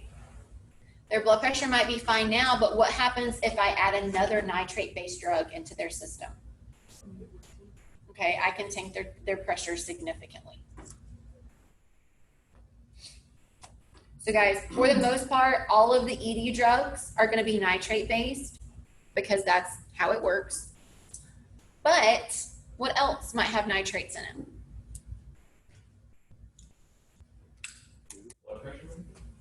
Blood pressure medication. Okay, there are some hypertensive medications that are nitrate-based. All right, so hypertension means you're going to have that vasoconstriction. You might give a nitrate to dilate it to bring that blood pressure down. Fun fact, that's how Viagra was discovered. Right? I think like in the early 90s, they were putting it out as in the trial, I guess, stage of the drug as a hypertension medication, a high blood pressure medication. The people who were trying it out were like, hey, there's some really cool side effects from this drug. All right, the manufacturer said, I think we got a different market for this medication. And that's how Viagra was created. Okay, so guys, there are females who take nitrate-based drugs for sexual enhancement. There are males and females who take nitrate-based drugs for hypertension. So don't limit it to just the sex drugs in 24 hours. Have you had any nitrate-based drugs in the past 24 hours?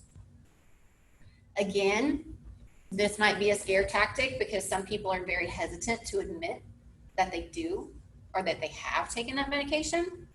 This is when you say, look, I don't care, no judgment. If I give this to you and you've had it, it can kill you. So you need to be honest. Okay.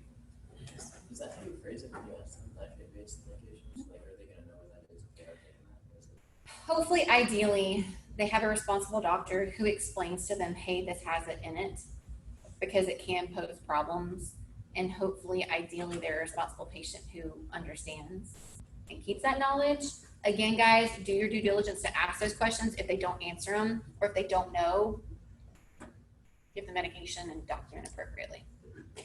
Do all high blood pressure medications have nitrate? So it's not like a property as well. Nope. Everybody good with those guys? Two major contraindications: systolic below 100 and nitrate drugs on board within the past 24 hours. Everybody understand why those are contraindications? Okay. All right. What is your route? SL, sublingual. SL, sublingual. What does that mean? Under your tongue. Okay. You will see nitro come in two different forms. So one here is a spray.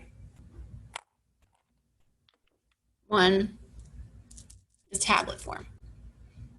Okay. All of these are expired in your drug boxes. That's why I'm okay with you handling them without gloves on. But again, guys, make sure when you're handling these gloves these drugs, you have gloves on, because how can we absorb stuff into our bloodstream? There are pores. If you're touching these things without gloves on, it's going to get into your bloodstream. I've had that call where a patient care provider was not wearing gloves, popped nitro to a patient, and they passed out because their blood pressure dropped. Okay. So. Did you go through all the questions with them? I did not. So guys, depending on, typically, let's see, this guy here, that's in micrograms. You will see a variance between 0.3 to 0.4 milligrams per dose. Most of the time, the spray and the tablet are going to be 0.4 milligrams per spray or per tablet. Okay, just check the concentration, because this is going to be one of the drugs that has to be prescribed to your patient. You're not going to have this in your drug box. All right. So if it's this sublingual capsule, or I'm sorry, this tablet, how do we instruct the patient or assist the patient in taking it? All right, so we're going to take one capsule out. Hey, I need you to take this tablet, stick your tongue to the roof of your mouth, place it underneath the tongue, and let it dissolve and swallow normally. Don't tell them to chew it up. They might be tempted to chew it up, but just say let it dissolve and then swallow normally. Same thing with the spray. Tongue to the roof of your mouth, one spray kind of at the base of where their tongue and their mouth meet, and swallow normally. Okay. Typically, you are going to see the dose be 0.4 milligrams. Sometimes you can see it be 0.3, but for general classroom testing, 0.4 milligrams.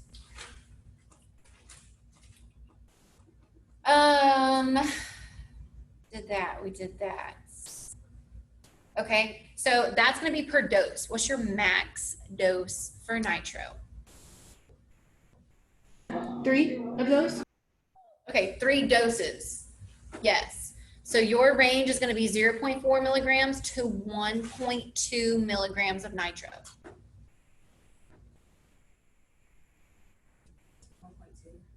Yes. So depending if it's 0.4 or 0.3 milligrams, that's either 3 or 4 doses, right?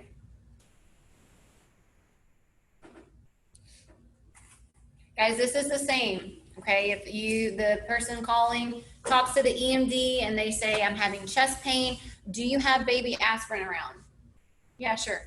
Do you have a prescription for nitro? They ask them that. If they have a prescription for nitro, they can go ahead and tell them to take one. Because guys, if somebody's got a prescription for this, what do they have going on medically?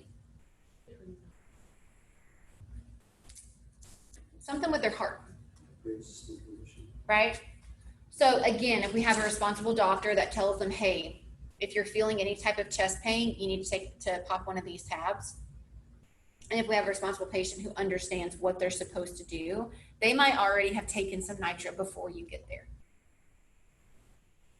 That's just going to factor into, okay, how many did you take? Well, I took 1. Okay, as long as they fit the parameters, how many more can you give them? 2. Right? If they said that they've had 2, you can give them 1 more. If they said they've taken 3, they're tapped out. Okay. You have got to do what? So special considerations for these, for nitro. What's your time interval between doses?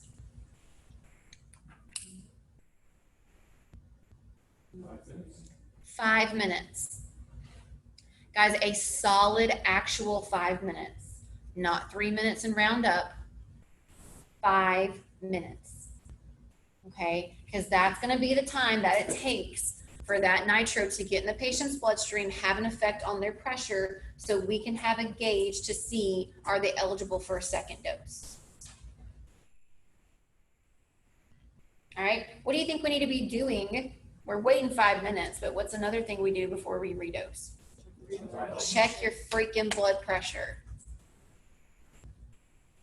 Okay. Check your pressure in between doses to make sure they are still a candidate. Because guys, even if it's at that 100, that's questionable. Because you guys don't have the ability to provide fluid resuscitation yet. Right? If I see somebody's pressure's at a 100 or an AC's at their 100, I'm gonna give nitro, but I'm gonna go ahead and have an IV started and have some fluids on board so I can counteract if their pressure drops. I can fix it. You guys can't. So if you're at that bare minimum 100, take a step back, overall health of your patient, what are their other vital signs? How far away are you from the hospital? To see if you're gonna make that judgment call. Okay. What are some side effects of nitro? Anticipated side effects. Maybe some burning under the tongue just because how we administer it. Maybe some nausea. It's got a weird kind of taste to it, I guess. Hypotension, right? We're expecting that blood pressure to drop a little bit just based on the way that it works, right? We're expecting to see, maybe we started out at 122. If I recheck that pressure after 5 minutes and I see a blood pressure of 116, that's normal. I expect that to happen. But what I don't expect to happen is for them to go from a systolic of 122, I check it 5 minutes later, and now they're at a systolic of 90. That's a big jump. So anticipated and adverse, we can see that hypotension in the side effects for nitro. What's another one that we need to prep our patient for? Headache. Okay. Because of the vasodilative properties, when we drop the pressure, it takes away a little bit of the supply from the brain temporarily, and that can cause a headache. That's normal. Okay. Guys, why do we give nitro to somebody who's having a possible cardiac event? What good does it do? Helps the blood get around the blockage. Right? If we're having an MI, a myocardial infarction, we talked about with aspirin, that clot is getting bigger and bigger because those platelets are sticking together and we are cutting off the blood flow to a particular part of the heart or the whole thing, right? If we give that aspirin, we're going to make those platelets less sticky. Hopefully that clot doesn't get bigger. And when we give that nitro, it's kind of opening up the floodgates, right? Let's make it a little bit bigger so we can go around. We have a little bit more room to go around that block or that clot. So we can get that blood flow to that part of the heart that's starved, and we can get those O2 molecules on board. So what do you think the third part of the chest pain cocktail is? What drug? Oxygen. That's good like that. Mona, the M part, that's morphine. That's not your level. But oxygen, nitro, aspirin. All right, so asparagine, Lord. What does morphine do for them? Pain relief. Oh, I didn't know if there's like a special secondary. Aspirin, nitro, and O2. That's going to be your chest pain cocktail. Aspirin to prevent that clot from getting bigger, nitro to open up the floodgates so we can get more blood to that part of the heart that's starved, and then oxygen to supersaturate those blood cells to get it to that part of the heart that's starved. What? The little aspirin, nitro, oxygen. That's it. Okay. Okay. So, guys, why do we experience chest pain when we have a heart attack? What is that?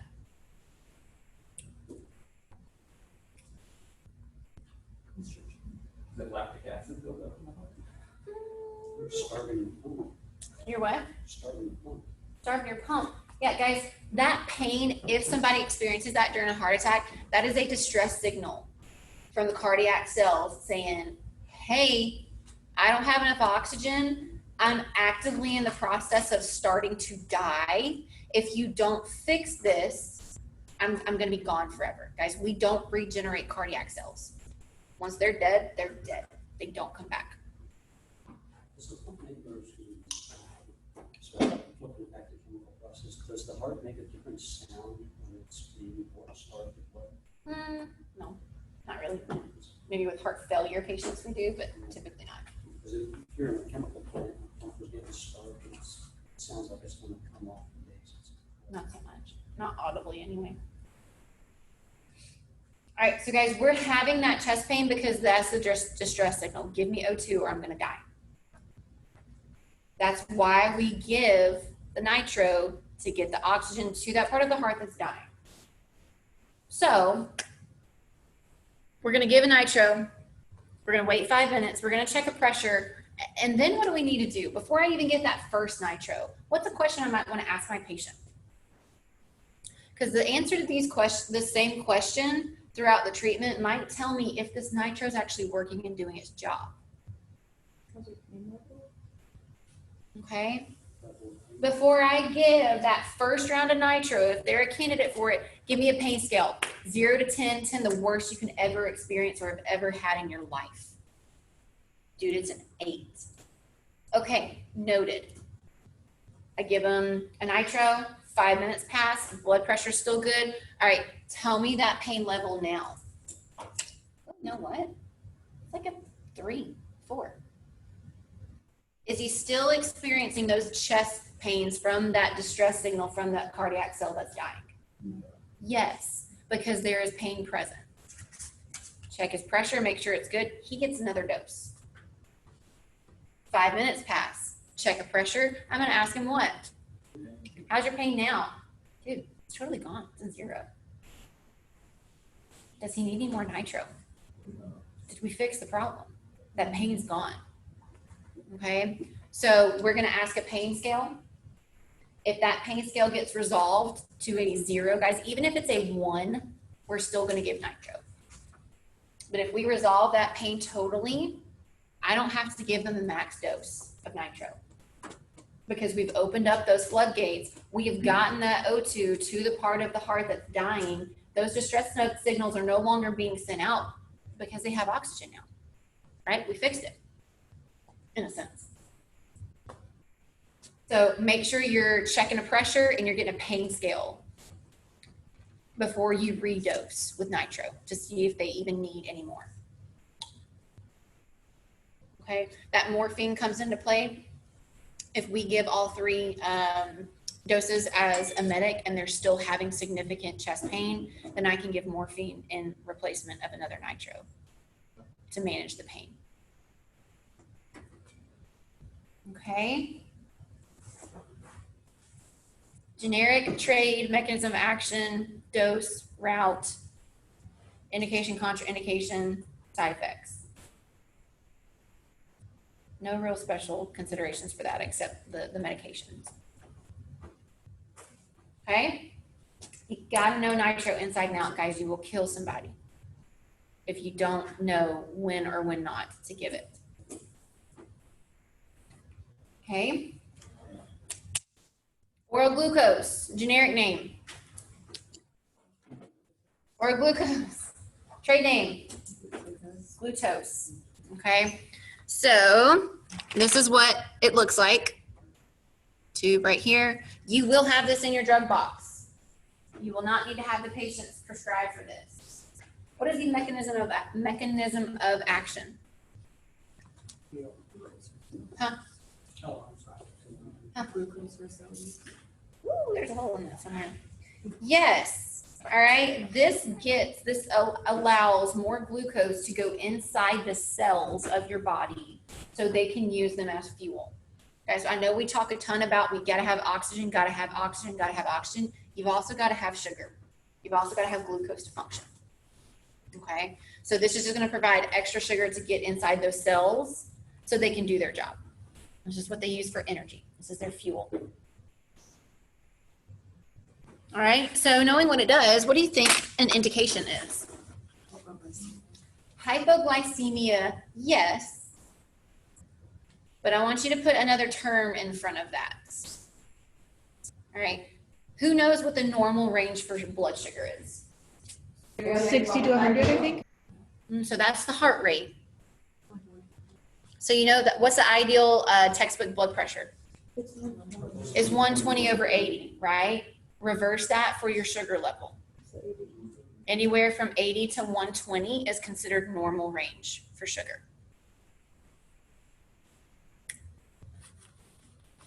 Now guys, that's going to be based on a lot of different things. The size, the stature of my patient, right? The medical condition of my patient. Okay, is there people who are out there who are diabetic that day in and day out, they walk around with a sugar of 250 and that is normal for them. Okay, if you've got a teeny tiny petite person, their normal blood sugar might be 65, 70. Okay, technically per textbook, what is a sugar of 65? Hypoglycemic. That's considered too low, right? But guys, if I walk up to someone who's teeny tiny and their sugar's 65 and they're only complaining of a stubbed toe or something like that, they're not giving any signs or symptoms that they are in a state of hypoglycemia, nausea, vomiting, dizziness, syncope, altered mental status, anything like that. Am I necessarily going to give that person oral glucose? No, not if they don't need it, right? So put the term symptomatic hypoglycemia is an indication for oral glucose. If they're not presenting with a hypoglycemic emergency or signs or symptoms, that might be their baseline sugar. We really look at this in small statured, small framed people. Okay?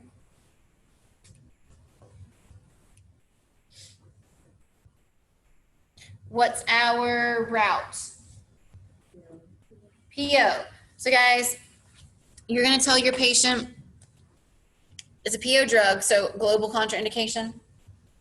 Consciousness. If they can't manage their own airway. Right. So your patient should be with it enough, right, that they're not altered enough to where they can't protect their own airway. You can give it to them. All right. They can hold it and just tell them, hey, squeeze it in between your cheek. Let it sit there for a couple seconds and then swallow it. Guys, this stuff tastes terrible. It's got like a gritty consistency and it like makes your teeth hurt. It's so sweet. Let's see. I've got lemon flavor. Okay, that's the most common. Sometimes you'll see fruit punch. All right, sometimes you'll see just different flavors, but it tastes like crap. All right, guys, if you're to the point where you are having to give a patient oral glucose, what's your dose going to be? What does it say in your book? So if we're to the point where we're having to administer this medication, I know your dose says half a tube to a whole tube. Give the whole thing. Okay.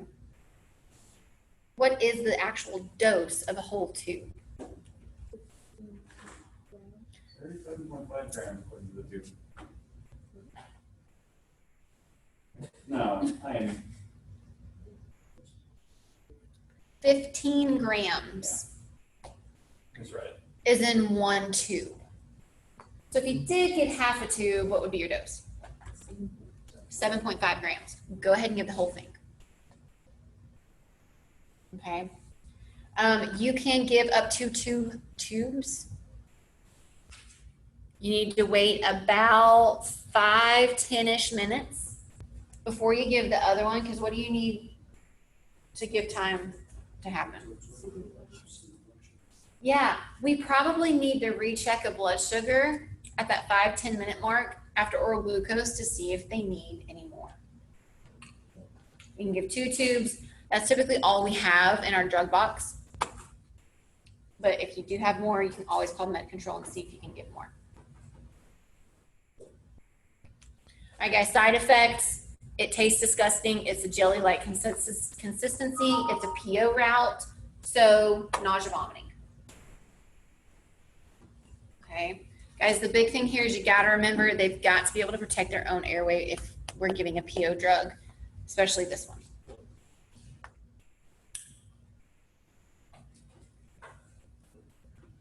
Okay.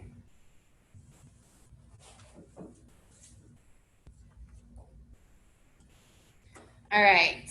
Oxygen. Generic name. Trade name. Oxygen. It's just oxygen, straight up. What's an indication to give oxygen?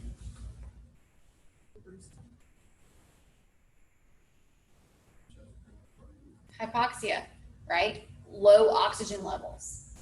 If they're too low, I need to give it to bring it up. Give them more.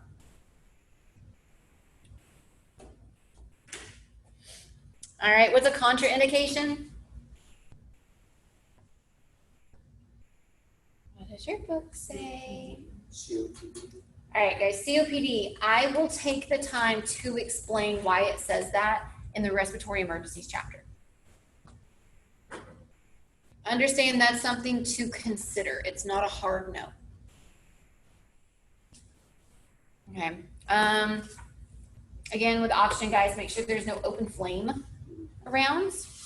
Okay, that includes the patient who I picked up one time who just, oh gosh, her house was just like the walls looked like they were painted nicotine brown. She was sitting on the porch with her nasal cannula in, sitting there puffing a cigarette. And I'm like, hey, guess what? Before I come assess you, you have to turn your oxygen off or put your cigarette out. Because I'm not coming near that. Guys, there are patients who I saw in the burn unit during my rotation at medic school who were in there for that exact reason. 3rd-degree burns from head to toe because they were smoking while they had oxygen going. So did she turn off her oxygen or put off her cigarette? She was almost done with her cigarette, so she just put it out. Okay, so make sure it's not around an open flame. What's my route? Inhalation, right? I need to get it down in there into my lungs. All right, guys, for now, all right, need that.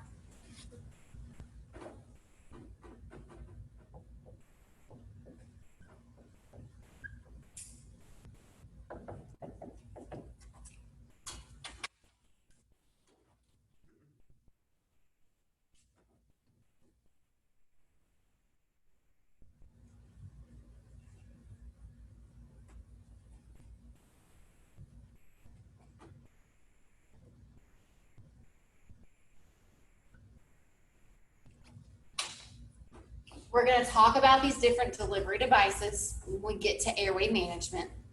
So for right now, I just want you to write down these numbers and know the numbers, and we'll make sense of them a little in next week. Okay? These are your different dose ranges, and they will depend on what delivery device you are using. Okay? So we have something called a nasal cannula. NASALCANNULA. If you're given O2 via nasal cannula, you're going to give anywhere between 1 to 6 liters per minute. All right, nasal cannula, 1 to 6 liters per minute. If you're giving via non-rebreather, NON-rebreather, you're going to give anywhere between 10 to 15 liters per minute.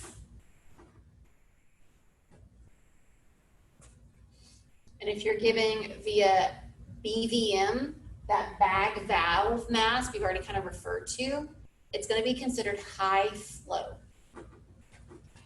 Bare minimum 15 liters per minute. Sometimes it can go higher than that depending on the oxygen tank. Can you change that if it's a child on the phone? No. The devices, the size of the devices change. So it also. All right, just know those letters, know those numbers right now. We'll make sense of them when we get to airway management. Fair? Okay.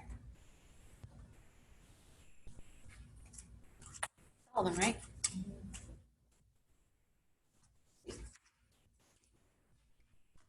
Questions, comments, concerns? Guys, again, I don't expect you to have this memorized today. I don't expect you to be an expert today.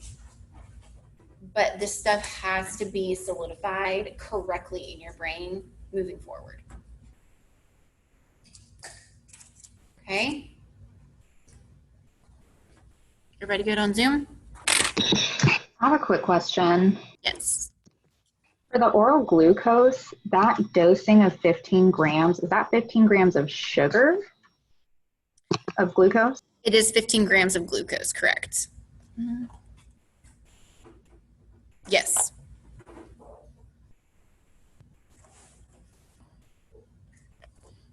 Okay.